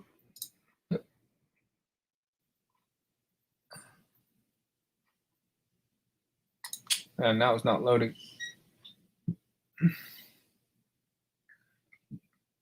Man, they need to bring Against All Odds back. I wonder what they would put in there though, right? If they did open up back here again. Rockaware and Sean John. Yo, Rockaware as a brand probably was one of the best flips of all time. Of all time. And I mean that.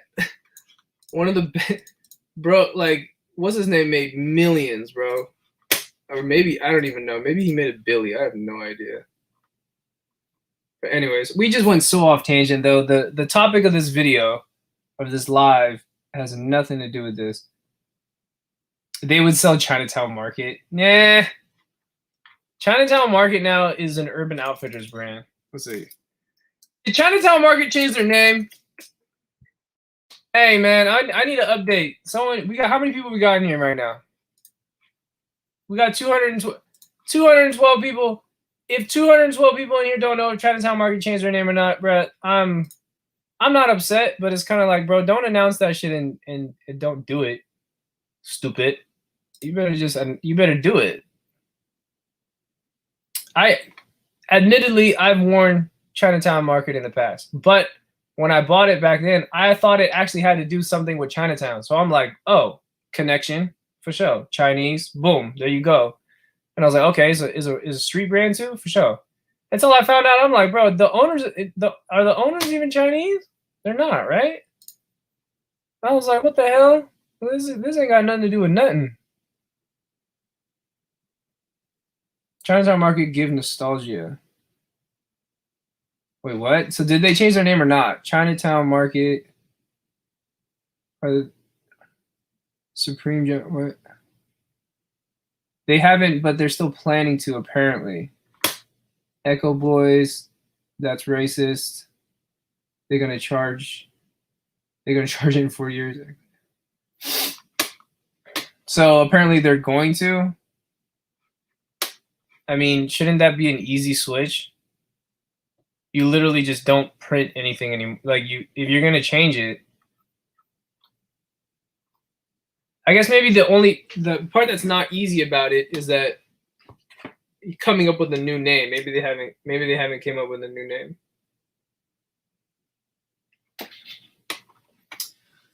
He says still didn't change, but they did something. They've put 3 initials online and asked people to come up with. Oh, okay. My bet is that they will still. Good idea in the comments. Oh, there you go. Boom.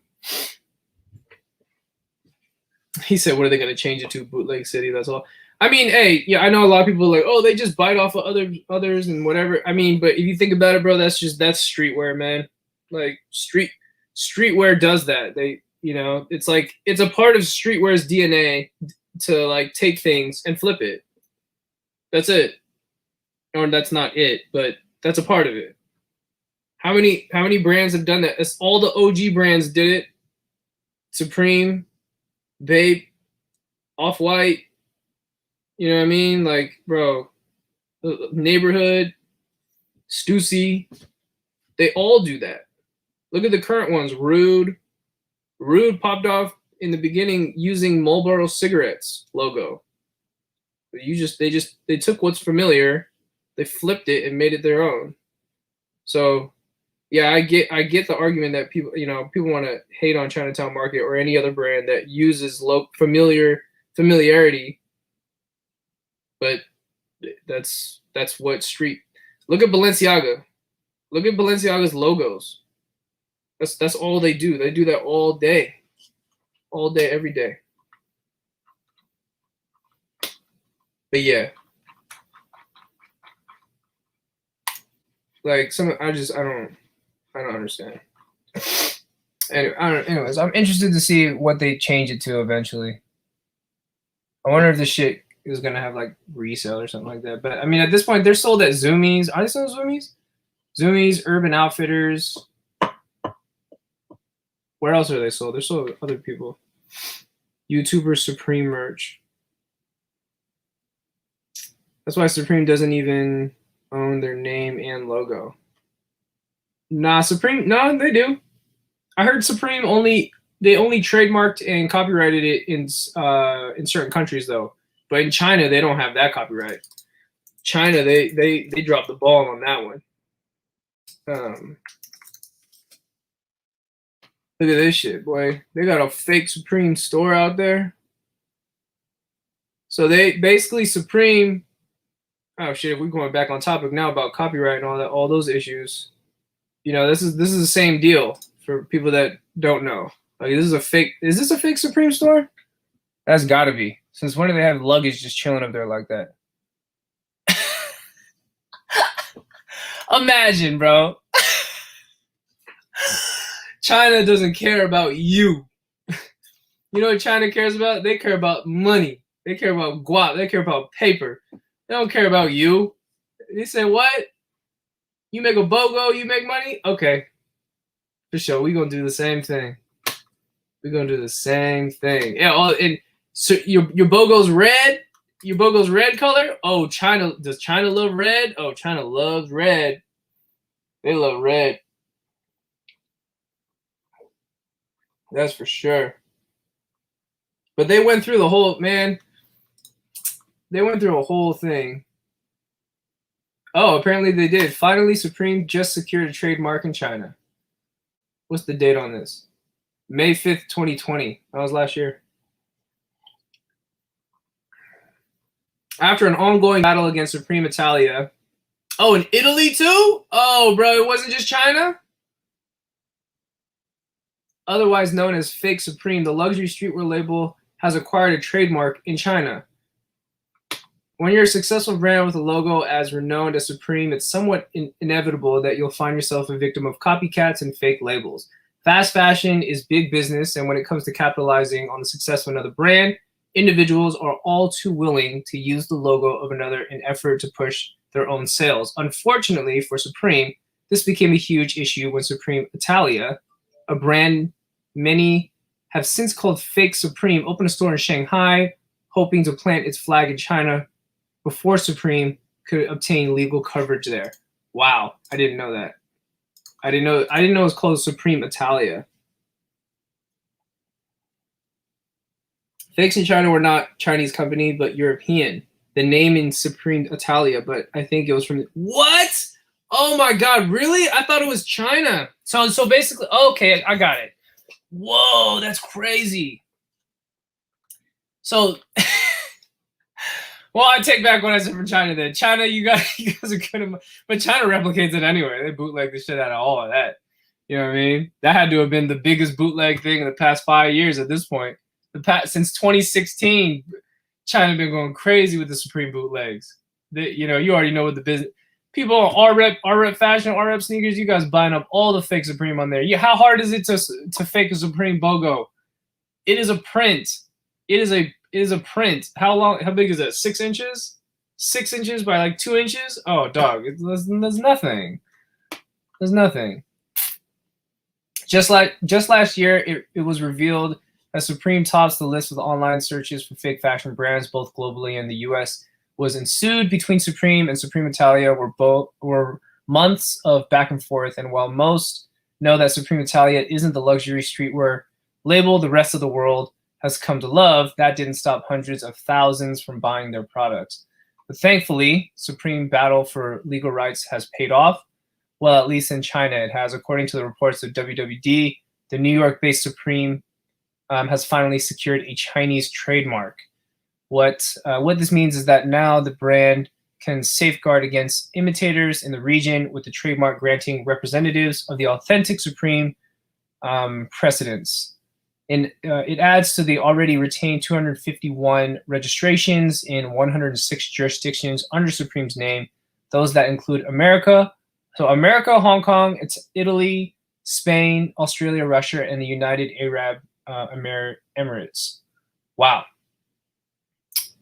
How come it didn't say Japan? Because there's more. Hold on. There's more. Yeah. No, that's a fact. There's more Supreme stores in Japan than there are in any other country. I wonder why they didn't list Japan there. Yo, the Kmart blanks. I think the reason they opened the store in Milan was also because they discovered the rights in Italy as well. Supreme ain't the same. They a VF company now, just like North Face.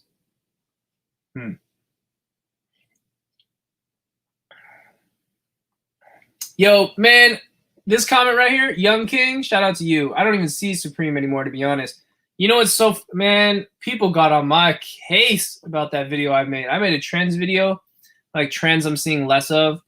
What was that, like a year ago now? Or like right when COVID hit or something.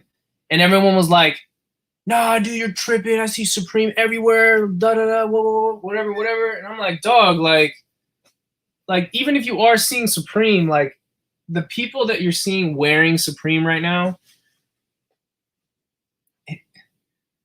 how do I explain it? It's like you have like the in crowd of people, and then the outer bubble of that is like the people that follow the in crowd of people, and then the outside bubble of that is like that commercial realm of like your mom, your sister, your cousin, your aunt and uncle knows what Supreme is, right?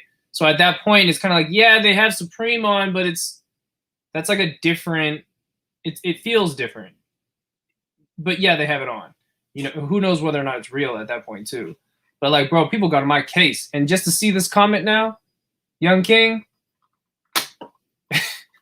did it age well? I don't know. Are there still Supreme resellers? 100%. 100%. Are there still channels that still resell Supreme and make money off of it? 1000%. Is it dead? No, of course not. Of course not dead. It's $1 billion company. Is it $1 billion company? I think it is. But yeah, you know, I mean, as far as the original ethos and philosophy of Supreme, I don't think the original followers are, I mean, unless they're die-hard Supreme fans, yeah, they're going to still wear Supreme. But like, at how Supreme started, it started as a skateboard shop in New York City. Like those original crowd of people that were originally into it for the right reasons because of what the brand represented, I don't believe at this point, it's been many years, so I don't believe those people are truly still a part of it like that. Like I don't think of skateboarding when I think of Supreme. Yeah, they sell skateboard clothing, or not clothing, but skateboards, but I don't think of that. It morphed right after 2015 and 16. That brand, it was fucking Dogecoin went fucking through the roof, right? Then I think James Jebbia sold it, and then at that point, it's not a mall brand, but it's everywhere. It's like Bape. Bape is the same way. So I don't want no one get on my case like, oh, you just don't like Supreme. Nah, but Bape turned the same. Bape is the same way. I don't know who's watching my live. I'm probably gonna get this. Might probably ruin some of my opportunities in the future with Bape, but who knows? But I'm just saying, bro. Current Bape is definitely not the one I grew up with. I'll tell you that. Speaking of Bape, speaking of bootlegs, you know what? This is actually a good topic to talk about. So look at these nasty looking shits right here. These are horrible. This right here, beautiful. This right here, disgusting. Nasty. Nasty work. Disgusting. This is, bro, who is back there? Who's back there? Like, who is back there? Anyways, so backtracking all the way back to the actual title of this live, bootlegs, all that shit. If you want to know why, or this is my speculation, and it seems more obvious now, that this even exists, this nasty looking silhouette of a sneaker exists, with all this wacky, I don't even know what the fuck this is, dude. This exists because of the copyright, probably. That's my guess. Like, there has to be something happening behind closed doors that nobody knows, and it's some corporate secret as to why they are not making it look like this again. And I know everyone's going like, oh, well, you know, the trademark and the copyright and the patent is over and whatever. Well, then if the patent is over, make it like this again. Like, just stop pissing off your own consumers. Why don't you make it again? Sneaker conspiracy. Yeah, it probably is a conspiracy. But like, I mean, anyways, like they probably did change it because of legal reasons, and maybe, but yeah, this just the. Well, actually, no, I don't know, man, because 2011 all the way up until the last closest thing we got to an OG Bape still with these, right? It would be the same silhouette, but you get the Bape on the side. You don't get ape, you get Bape. which I'm fine with. I'm fine with that. It would be better if it was just ape. I'm fine with that though. Why can't you do this? Why can't you do this? You did do it before. And I've seen photos. I've seen photos of the corporate office. They have the OG shit pinned up on the wall like it's these Pinnacle sneakers. So what is it? Why as a brand can you not come out and say something? It's been so many years. And also the message, if they were to say anything, it would be for people like me. It wouldn't be for the people that happen to be on vacation and they go to the vape store because they heard about vape and they buy it. It's not for them. That message is for people like me. Just don't leave us in the dark. Like, tell us why. Instead of me having to sit here and be like, yeah, so this is what I think happened, guys. You know what I mean? And also I can't like I said in the video, I said in the vlog, this is a step in the right direction. But again, you're doing little knick-knack stuff like this. You see where my mouse is? Like, what are you doing, man? Just get rid of that, dude. You didn't have to do all that. I mean, if you're scared of copyright, right? You could have left that. You could have left that. There is no Nike branding. This is a star, the same one you've been using for 20-something years. I don't even know how long. 1990, was it 94, 92? And then you already changed the sole. Like, the sole is different. So what is this, dude? Like, get rid of this. Stop. This is, bro. He said, do you think if Nigo could, would he take control of Babe? No, I don't think so. See, another speculation. Another speculation, right? But the only reason I say that is because Nigo, like, apparently anybody that like talks to Nigo about Babe, he like doesn't want to talk about it. That's what I heard. Like he's like over it. You know what I mean? Which I understand as someone that's like a designer or something like that. Like, if this is his old work. He even got on camera and said something like to the effect of like, I don't even know why people still wear that shit. So I don't think he'll ever I don't know if he'll ever take that opportunity. You know what I mean? But like the old shit like this, bro, this shit is legendary. Legendary. This, legendary. Come on, man. When this came out, this is a time where no one even knew what cause was, bro. Don't even wolf to me like you did. You didn't know what it was, bro. You just knew that the shit was on the shoe. You just saw it on Tumblr. And so did I. I had no idea. I had no idea Cause was a graffiti artist. Back then, when this shit dropped, I was just like, bro, the shoe is just dope. Like, what? They got little X's on the back? What is that? Oh, is it a collab? I don't even know. You know what I mean? Bro, the colorway, bro. I can look at this stuff all day.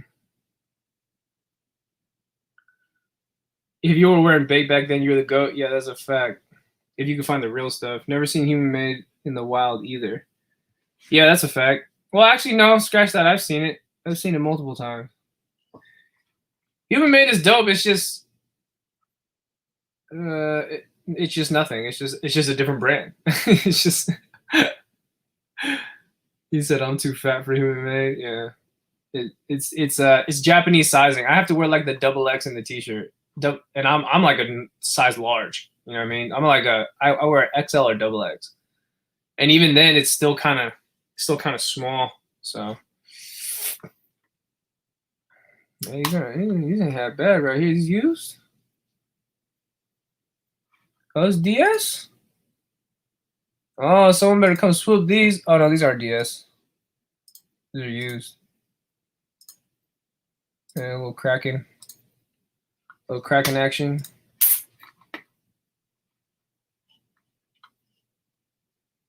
It's Japanese streetwear done perfectly. 100% streetwear. The sneaker game was all gate kept out here in VA. Okay. I just need human made to have better sizing. Like everything here is like Japanese sizing. So harder for me. Yeah. Yeah, you know it's funny though? Everything in Japanese sizing is pretty bad except the jeans, right? You buy like buy a pair of Evisus, it's all American sizing. Because I think Reggie was the one that pointed out that it's the same mills from like post World War I or post World War II. They still use those same mills, which was American sizing, I guess, and then still use it today. So they never changed that. You know, this is a fire pair. I don't really like the goals on this one necessarily. The hypebeast ruined it. Oh man, this comment, the hypebeast ruined the Babe Shark hoodie. I mean, not that that's like 1000% fact, but because if you think about it, the people that used to collect Babe Shark hoodies back in the day were hypebeast anyway. They just didn't know that they were hypebeast. But if you type this in, let's see. Or actually, let me see here. The way I remembered Babe Sharks was like this. Let me see if I can pull up a photo. No. Well, I don't think I'm going to do, like this. I don't know if this is recent. Way back, if for those who used to use Babe Talk, like Babe Talk, it obviously was majority Babe, but like you can go on there for the other section. They had like neighborhood denim, neighborhood Levi's, fragment denim, Evisu, Stussy. You could buy other brands other than Babe, but like there would be a whole community like within. It's like subculture within subculture within subculture, right? So you got people that love Babe, then you got people that only love the Babesters, then you got people that only love the Shark hoodies that collect, only those pieces. And the like photos like these that you're looking at right here, you would just see this shit all day. Like people, they'll have fit pick battles and they had fit pick battles and collection battles where like you would team up with other people. You'd be like, yo, like I'm gonna team up with you on the forum, and you'd be like, oh, we're gonna flash this part of the collection first, and then you flash yours, and then everyone decides that they vote on it, and they see which one is better, and then they go for like round 2, round 3. That was that was the real Babe community. That community still exists today, but I don't even talk to them. I don't even talk to them. A lot of them are kind of strange, to be honest. But yeah, that's what got me to buy my first one. Ooh, see I wish this was bigger. See, now we're getting on to Babe right now.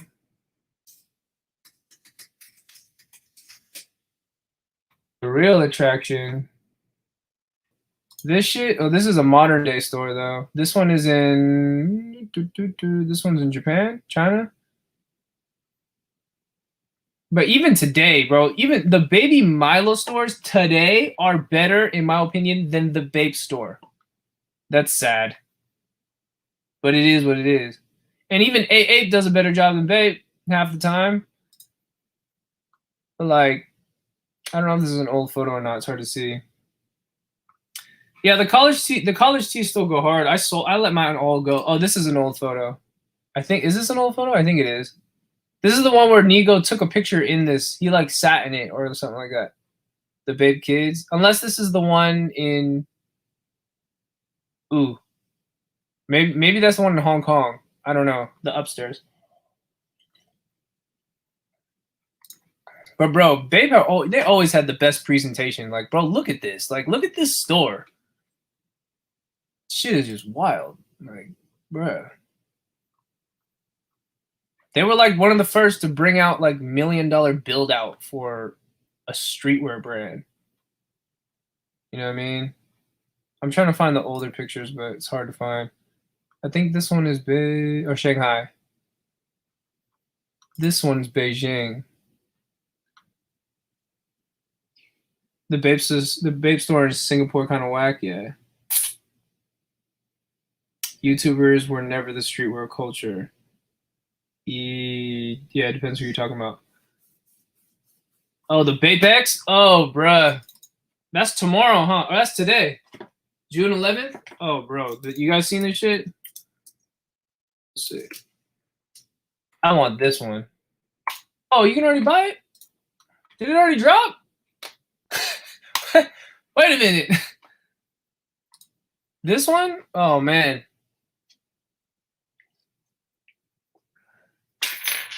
I don't have mine right now. I think it's in the car. This one right here. Ooh, the green. Yep, I need that. I need that. That should go crazy.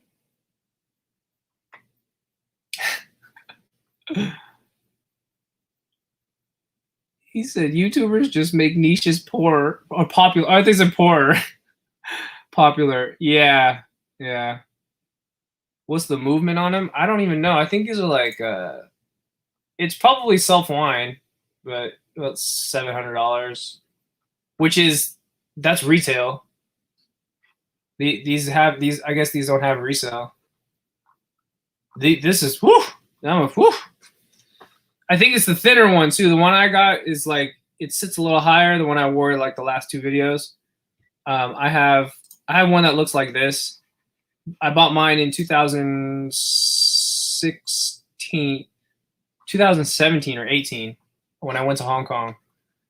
And like, of course, I went straight to the Babe store. I didn't buy none of the clothes. I did buy some t-shirts, but I was like, I need an accessory because they do a better job on the accessories than they do almost on anything else. Like facts, they make better accessories than the hoodies, than the t-shirts, shoes.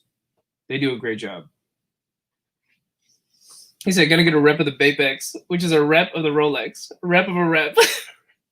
Repsicon, a reception.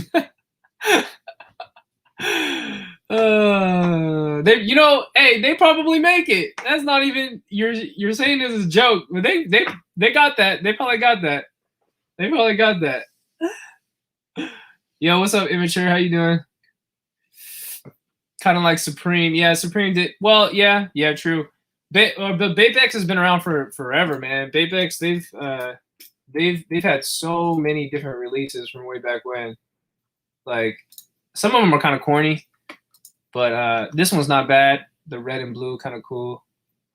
Like this one, I'm like, yeah, I'm good. But just like the classic ones that look good, these are the newer ones. But this one, oh man, that one looks good.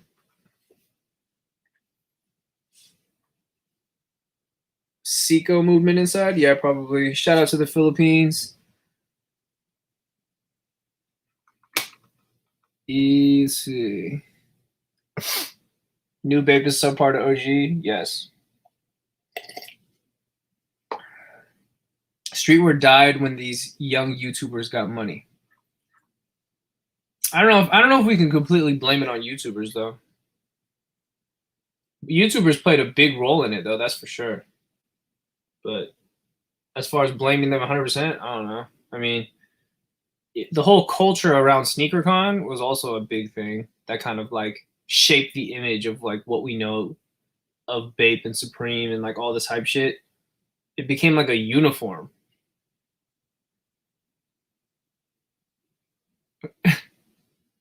Just found the wait, hold on, just send the link. You found the bootleg Bapex? Yo, put the link in here. I gotta see that. That's hilarious. Put the link in here. Oh, we got watch heads in here. Well, I'm not a watch head though. I just to throw that out there in case people want to like get on my case about some shit. You know what I mean? But I have owned a Rolex in the past, the Datejust. But that's as far as I've pretty much gone. And it was completely used. It was I got it for a used price. And then the only other watch I've ever had, way back when I had the you guys remember this? Let me see the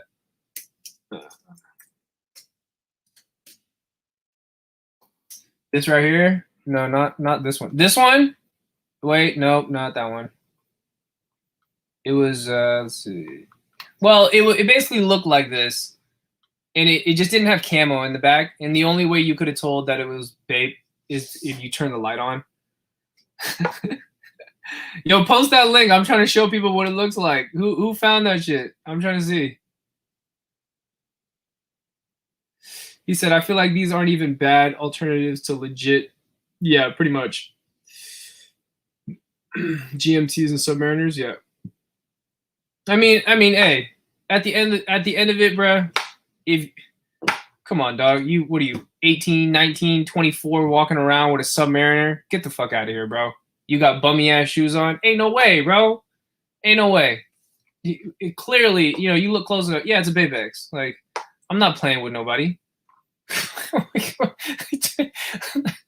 Oh, but I'm playing no games with anyone. Duh. You think I have a $40,000 watch on? Get out of my face, dog. No, I'll get there one day, but right now, no, you're crazy. Give me the BOOTLEGS. I'll be on my way. I'll be on my way. Yeah, he said bust down rolling until I can afford it. Yo, did you post the link or not? Did you find this shit? He said, I don't think streetwear died. It's just hypebeast stayed for a while and left to another stuff. Streetwear is here to stay. 100%. Bust down AP, top shelf. No bust downs. You could bought a cheap sub a few years ago. They gone uphill lately. I think our consumption is different than a decade ago, and what you're wearing today fits culture, makes everything seem hyped. Yeah. Yes and no. So wait, who said that they had the link, bro? I'm waiting for this link right now.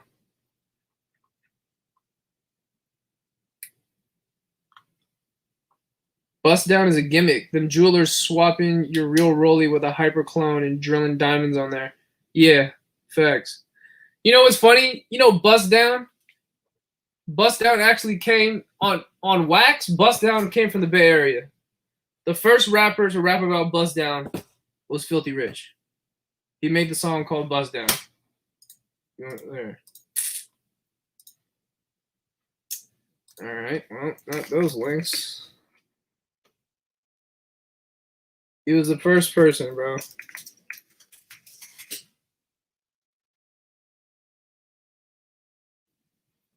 It's is it this song? Yeah, it should be this one.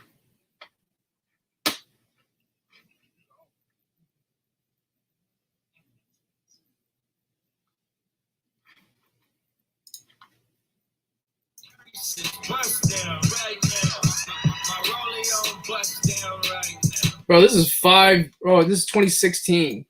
People were not. The only time people were using the word bust down was when they were talking about like bust down a spread. It was like jail terminology. Like, I'm finna bust down the spread right now.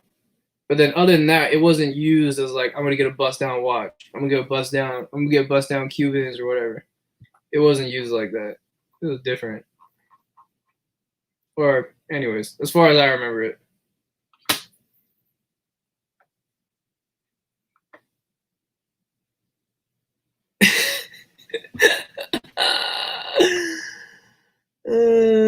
I'm gonna bust is a totally different slang. Oh yeah, that's different, buddy. He said make a Discord server. I thought about it, but I don't know. I don't know what people would like get. There's so many Discords out there. I couldn't find any links on AliExpress though.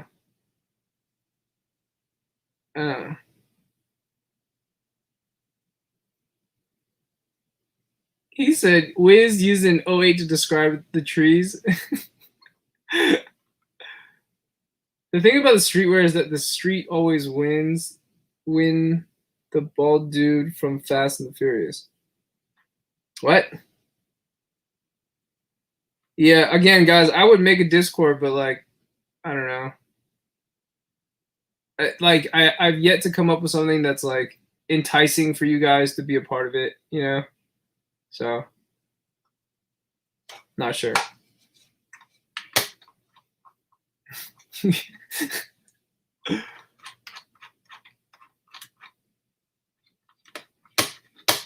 But yeah, I definitely, I mean, I kind of want this watch again, but at the same time, it was a pretty pointless watch overall. It just being black. The white one's kind of cool though, from way back when. I saved up all my money back then just to buy the black one. and it came in this nice box. Not this big one, but it looks like this though. Caught the OG Spider-Man bases last week. I feel like a changed man. Did you get the packaging to go with it? Oh, AliExpress got G-Shocks? Bro, there's gotta be so many fake G-Shocks. Oh my god. There's probably fake Bape G-Shocks too. Man, you guys remember G-Shock? You know what got me to buy G-Shocks back then? Was this photo, bro. Or did I have a G-Shock before? I can't remember. Either I bought it because he had it on, or I already had it, and then my friend Lonnie was like, yo, there's this rapper guy that like has G-Shocks too. You should check him out. This is, oh my god, this is the beginning. Soldier G-Shock. Soldier Watch. G-Shocks were a waste of money, dude. That was like flying one day and out the next. Bro, you for sure had a Goodwood chain and a bull snapback, huh, fool? I never had a Goodwood, but I did have a Chicago Bull snapback that I didn't really wear that much. And I did used to wear V-necks, but not the same way that Lil B used to wear V-necks. You know what V-necks I used to wear? Let's see. This is the Shaka ones, bro. I used to wear these, but like they used to get so big, or like they used to be so like baggy, and the necks used to be so tight that you can't tell it's a V-neck. It'd be like down here, but it'd be just it's too tight. It shit would just look round. Is that one Shaka? Oh, that one looks like it's like cut in the middle, kind of funky. And then they had the Pro Club. I used to fuck with these. They used to sell these. Bro, hey, look, man. I don't know what years was that. That was like 2012. Was it 2012? That was like 2012, 2013. You know what I mean? You'd be like, man, no one wearing the crew neck no more. I need to get me a V-neck. But the V-neck look like this. You see this shit right here? This ain't no V-neck, dog. That's a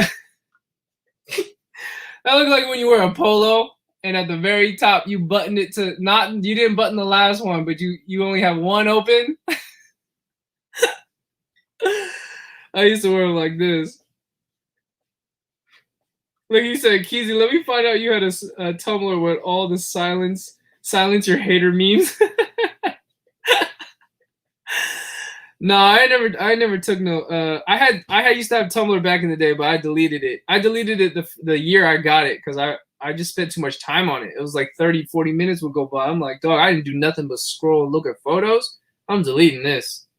So I never, you know, like all the people that got birthed from buying clothing from the Tumblr days, I didn't grow up in that because I got rid of it and I never downloaded it again. So I never knew who all those people were that like sprouted from the Tumblr stuff and then transitioned out of that and went to, what was it, Instagram next, I guess.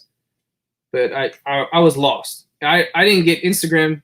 I tell Alex this all the time. I tell a lot of people this all the time. Like, I was like anti-internet. I didn't have, after I deleted the Tumblr stuff, I had a Facebook, never had my real name on there or nothing like that. I had I was 3 years late to Snapchat, 2 or 3 years late to Snapchat. I was like the same year I got Snapchat was the same year I got Instagram. So I was new to all of it. I didn't understand none of that shit. I was just like, what the fuck? Like, why are we like, like what is this exactly?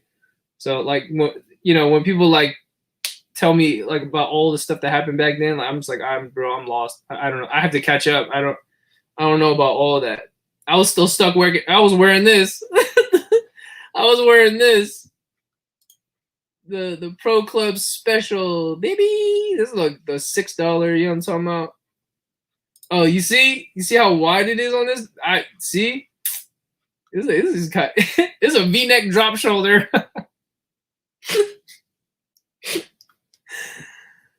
Oh boy. Oh my god. Crooks and Castles. Yeah, no, Crooks was in for sure. That shit ended up getting sold at like Chic and not Shoe Palace, Chic and was it Foot Action or something like that? Like, objectively speaking, oh, this is a collab. Is this a collab? Crooks and oh no, that's Cocaine. Yeah, no, that's Cocaine and Caviar with Crooks, right? But like objectively speaking, at the time, Crooks had probably some of the best. What's this? They had some of the best graphics. A Crooks and Castle Varsity? Oh, I'm not mad at it. Hold on, they got these on eBay. Oops.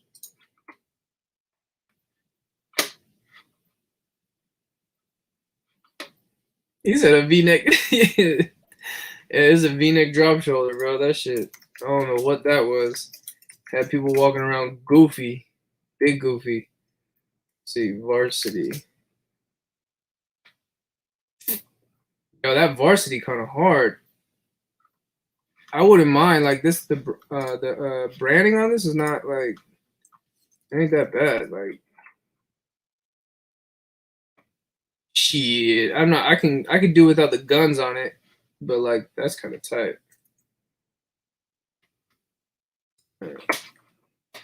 But this was like the time of like, man, now we're told we are so off the top now at this time. I can't relate this back to anything at this point on this live. But I mean, if we were to though, this is the Versace shit, but they really twisted that shit. They took it to a whole new. Yeah, again, looking back at it, if they got rid of this, like, it was dope, man. Would I wear it again? No, but like, but for the time, it was going. Oh, SSR. Yeah, no, SSR was dope. Wait, but that's not SSR. All the Bape SSR shit was dope. Was it Bape SSR? Like, yeah, this shit lit. Rebel Ape, that motherfucker. Oh wait, that's not necessarily. Am I confusing this? I'm confusing this with something else. I know they did recent stuff. But last time I was in Asia, they had shit that was actually sitting out with collaborations and all types of stuff. Yeah, no, that's tight. They got at least 20 of those at the front Hesper. Crazy how copying and bootleg is so prevalent in streetwear. Where did that comment go? Never even realized that was a Versace ripoff till you said it. Yeah. That's one of those things. It's like, you know, when you grow up with it, you don't think twice because you're like, bro, this shit's so dope to me. Like, I don't care about. I can't even hear you right now. I'm gonna wear this T-shirt. Like, but yeah, this is Versace. That's Versace. Medusa has. I mean, this is Versace. Like, there's no going back on that. Well, hold on. This is Versace, but the one where they just put the mask on it. This one right here. Oh man, you can't tell me that's not Versace. I wonder. You know, I wonder if Versace ever reached out to him and was like, "Yo, stop." You guys remember Cocaine and Caviar? This is that Karma Loop shit. This is that Karma Loop type beat. Cocaine and Caviar. Hold on, let's since we got, I don't know how many people we got in here right now. I don't even know. We got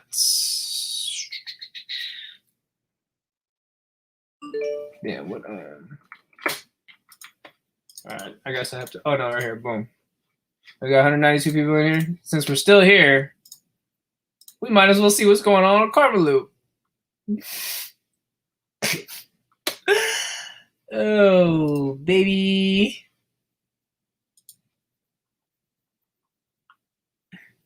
Hey, man. Gonna pull up fresh in that King's apparel. And I'm talking about, oh, they got brands in here, though. They got Kappa.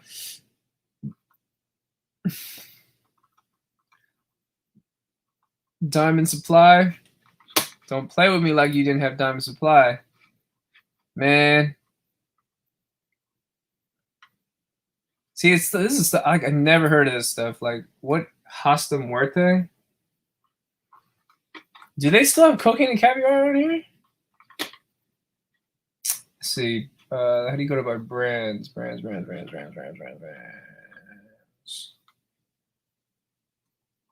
Man, if you don't just let me go buy brands. Come on. View all apparel. I guess not. I'd rock Diamond Supply today. I'd rock BBC today.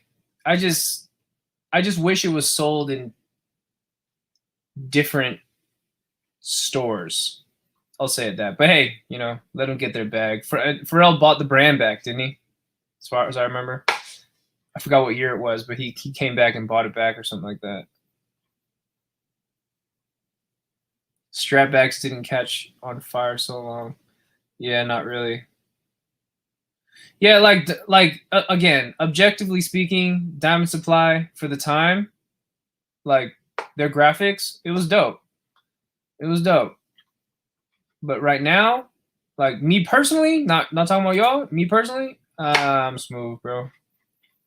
And it's a skateboard brand. I don't skateboard, so it's like, you know what I mean? See, this is the ice cream shit that I'm just like, nah, bro, I'm cool. But some of the other BBC stuff is like pretty lit.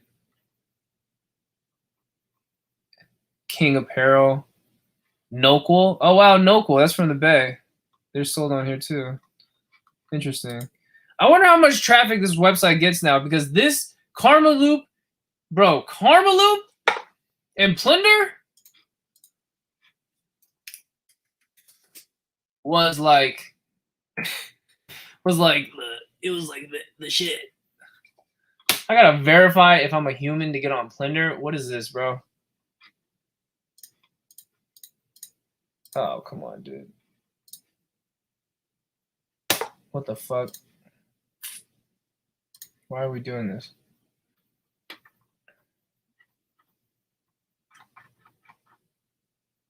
Oh, Upper Playground? Yeah, Upper Playground's tight. Are they still around? Don't forget about Dope. Yeah, Dope was yeah. Yo, what's up, Ray? How you doing? Yeah, I never got into Dope. Dope, like the brand Dope was like this. Here, let me give you an example. So you got, was it called Dope Clothing or okay, Dope Kosher? Or anyways, it's right here. Boom. It's like, it's just this logo plastered. You know what I mean? Much respect to them. I mean, they did their thing out in LA and all that. They had the store out there. But this shit reminds me of it reminds me of this. Like, this is what it reminds me of. You know, just my opinion. I don't want nobody coming at me. But when you guys remember these, y'all remember when the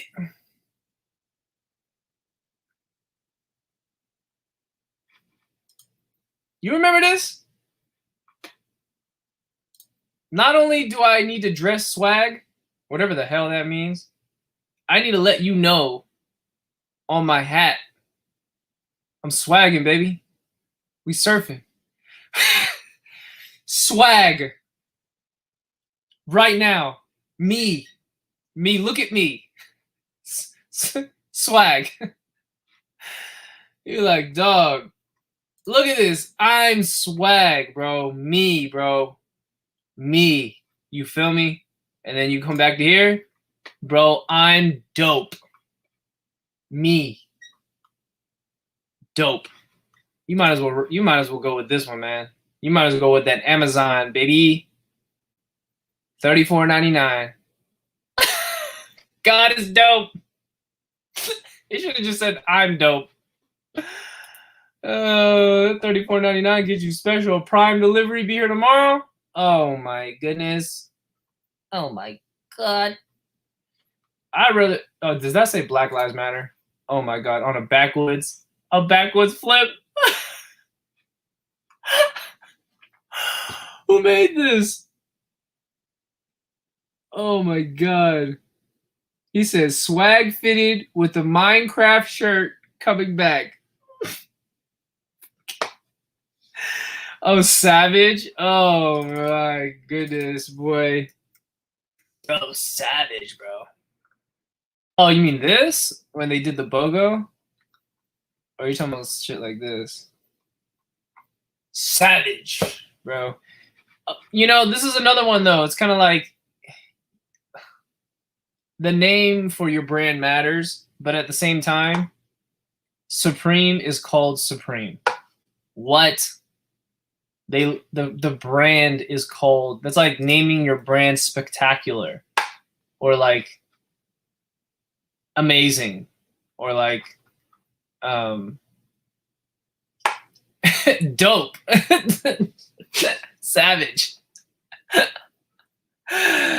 Oh, it's all about marketing, man. Who's the better marketer? That's what it is, man. With fashion, it's not even it almost ain't got shit to do with the piece. Supreme is known for a t-shirt, man. They ain't even skateboarding and all. They're known for a BOGO, bro. Like I Heart Boobies band. Savage BOGOs. What's the best milk tea spot in the Bay? I don't know. Larry June's place. Go to Larry June's boba spot.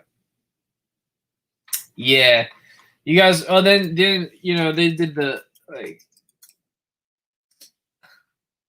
they did stuff like this. Like, they just, like, remake shit. Where's the, I just remember all this, dude. You can't forget about this stuff. Like, this stuff really happened. Like, didn't H&M get in a lawsuit with Supreme? Like, H&M did something that was like a BOGO, and Supreme stepped in and was like, no. Am I wrong? We talk about copyright. Let's see. Supreme lawsuit, was it?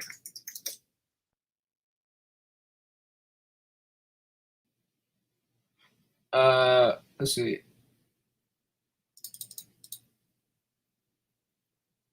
Oh no, Supreme Court. Supreme Court seeking Supreme. Oh fuck. H&M. How am I going to type this in? Supreme sues H&M. No, maybe this didn't happen. I'm confusing with someone else. Supreme. No. I could have sworn they did. They made like a BOGO or something like that, didn't they? Oh, H&M and Thrasher. Okay, got you. Yeah, exactly. Yeah, we talked about G-Shocks. ADYN? What the hell is that? I don't think I ever...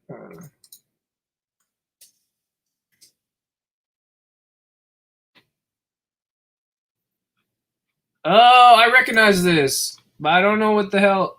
Was this Tumblr, like Tumblr shit back then? Yeah, but this is the time when like everybody was doing black and white. It was like black with like a lot of white hits, like white hits everywhere. And if it wasn't that, it would be all white with black hits like this everywhere. Just like swamp it.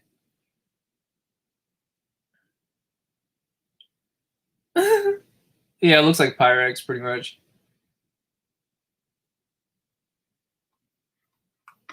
But this is, I mean, also, but I mean, Black Scale was the one that did this whole thing.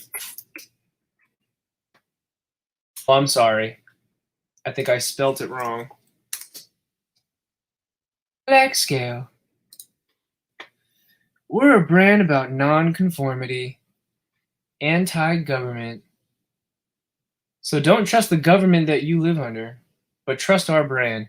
Fuck capitalism, but buy our t-shirts.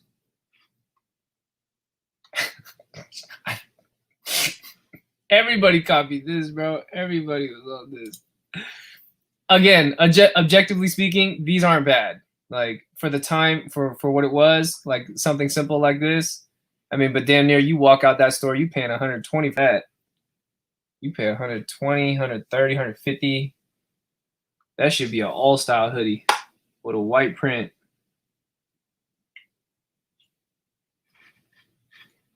Jinko Gang. That's way back when. HBA, Cool Clothes. Yeah, you know, I never got into HBA. That was a time where I was just like, I was not into clothes necessarily. Like, I also didn't really get it. But HBA had dope graphics though. Like whoever their graphic artist was, for some, not like this. This is a smooth pass for me. That's a giant BOGO. It's an unproportionate BOGO. But some of the stuff was kind of cool. Yeah, see that? Nah, I don't know about that one. But yeah. Oh my god. Oh my god, he got the full on the scene. The fader. Hood by air. Bro got the mismatched pants. Adidas. Is that the Adidas with the wings? Whew!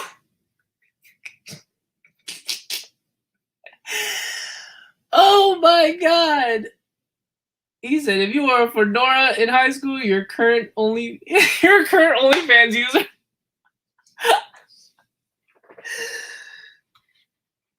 Yo,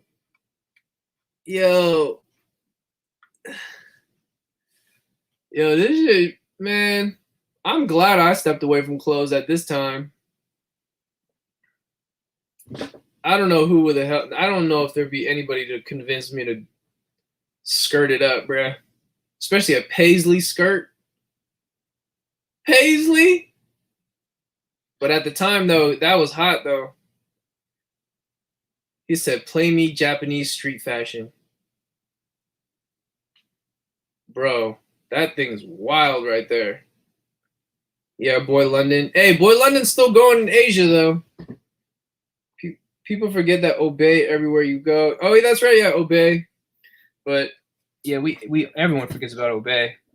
Everyone feels. I feel like the streetwear connoisseurs, they all felt like Obey kind of quote unquote sold out. But you know, that was during if you guys have read Bobby Hunter's book, that was during a time that all the brands were suffering, so they had to do stuff like that. Then again, I don't know. They might have switched ownership or whatever.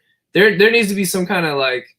Someone needs to write a book on that brand. That brand is legendary. He said, "No, if you wore a fedora in high school, you drive a Fiat."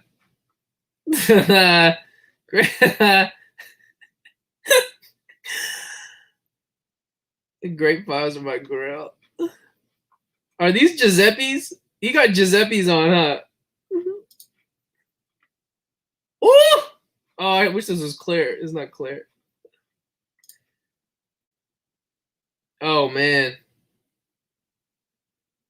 Yeah, this is like, man. This almost looked like worshiping attire or something. Yeah, I'm not mad at this one. I'm not mad at that one. Oh, this is like the toned down version. He said, "LOL, that fit." That did not age well. Bro, the only Obey had was their pencil case. Yeah, okay, I see what you're saying. Darkwear Gang. Imagine pulling up chick.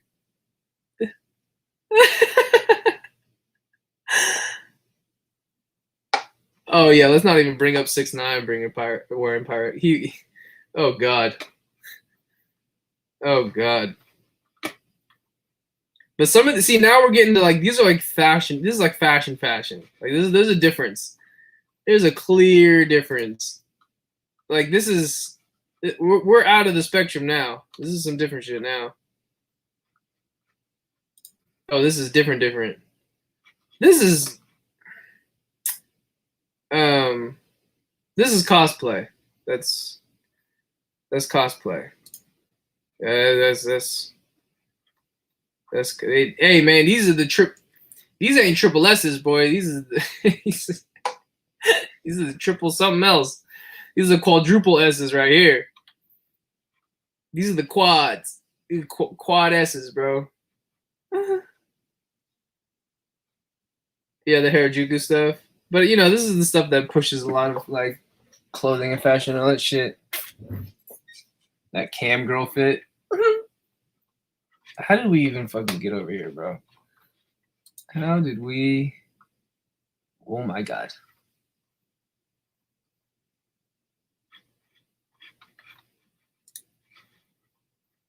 Look, the fit breakdown. This shit gives you. I think by the years of 2015 is when they started doing this shit. But anything prior to that, you would have to like ask a friend. You'd be like, "Hey man, do you know where he bought that?" But like, nah. The modern day Instagram, all these apps and all this shit, they give you Travis Scott fits. You know what I mean? Shia LaBeouf fits. Kanye fits. They break the whole. They give you the price. They tell you where to buy it. It's just like, bro, it's plug and play. You should plug and play.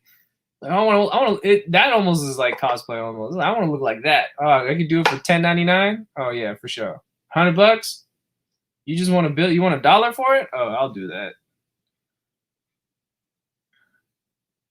You said the fit breakdown give me flashbacks to K-pop pages. Yeah, Outfit Grid. You know, Outfit Grid is still around, man. I just wonder what they post now. Why don't we look at that? Hold on. Where should I? Outfit Grid's still going. Outfit board, Outfit Grid. Oh damn, they almost had a milli. Over here, 700,000. Oh yeah, see, they, you know what I mean? Remember everyone was doing this? They did it with their DSLRs. Hey mom, I need a DSLR. What for? Don't worry about it. 10 minutes later. Oh, see, it's just the same thing, but just all up to date. Yo, this was a thing. I should have incorporated this into the fit pick video a while back. What was that, a couple months ago?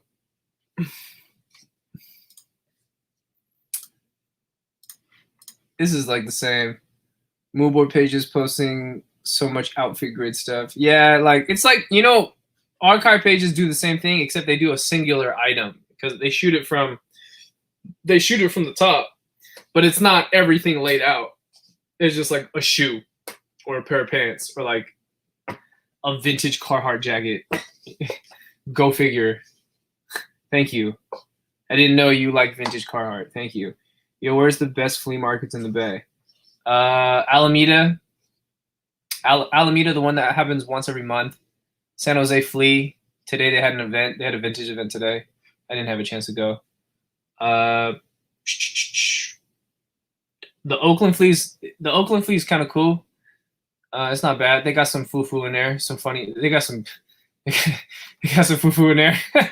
I'll leave it at that. That's like the oh, and then the social market. You got Berkeley social market. You got Sacramento. I'm just clumping that in the Bay at this point. They got the event out there. The one that you saw me in the video go to. It's called the World's Worst Flea or something like that. The World's Worst Event Expo or something. Keezy, you should do an Outfit Grid with the droney drone. Ooh. Yeah, I wouldn't mind that. San Jose Flea was my childhood. To be honest, if someone remake the Menthol 10s, I would buy, not going to lie. Yeah, same here. 100%. Not even because of resale. What's the most ridiculous priced item of clothing you've seen sold by an archive page? I don't know. The highest price one has got to be all the stuff that Drake bought. I don't know if you guys listen to Throwing Fits, but then he was like, I think Hidden was the one that like told him, was like, oh yeah, these are all the hot items, and he just cashed out. He bought all of it. He spent like 50,000, 60,000. I don't even know how much money he spent. That's probably the reason why he got the Fugazis. That's probably what it is. Nothing in the city. As far as a flea market, nah. Nah, the city's dry with that shit, bro. Like, the city is, like, San Francisco's nice, don't get me wrong, but they ain't got that kind of stuff. Not really. As far, I mean, unless I'm not thinking of one. Nah, I don't buy Nike Dunks. Endless denim is like 5,000. The endless denim. All right. Anyways, I already been on here for a cool minute. I'm gonna leave it at that. I'm posting this video on let me start sharing real quick. I'm posting this video on my Patreon. I'm not leaving this on the channel because originally I was gonna only do this for Patreon anyway, and then I was like, this shit all happened today anyway, all the copyright stuff and Nike and all the news. So then I was like, I don't get on live, see what people think about it. You know what I mean? But yeah, it is what it is. I appreciate you all for being on. I don't even know how many people were in here, but 194. That's what's happening. I want to try Linda's. Yo, one of the funniest things, I'll leave it at this. Hold on. He said, might have to hit Linda's tomorrow. Linda's sounds fire. One of the funniest things someone said in the comments, I forgot what it was for though, or on my Instagram, like people were asking questions. Someone said, they were like, yo, he said, fuck the jeans. Can I buy one of Linda's sandwiches and you can send it to me? I'm like, dog. I didn't post that one, but that shit was fucking hilarious. I don't know who that was, but that was funny. All right, anyways, I'm ending this. I love y'all. I'll see you next time. If you want to watch this thing again, if you didn't have a chance to, it'll be on Patreon. And yee.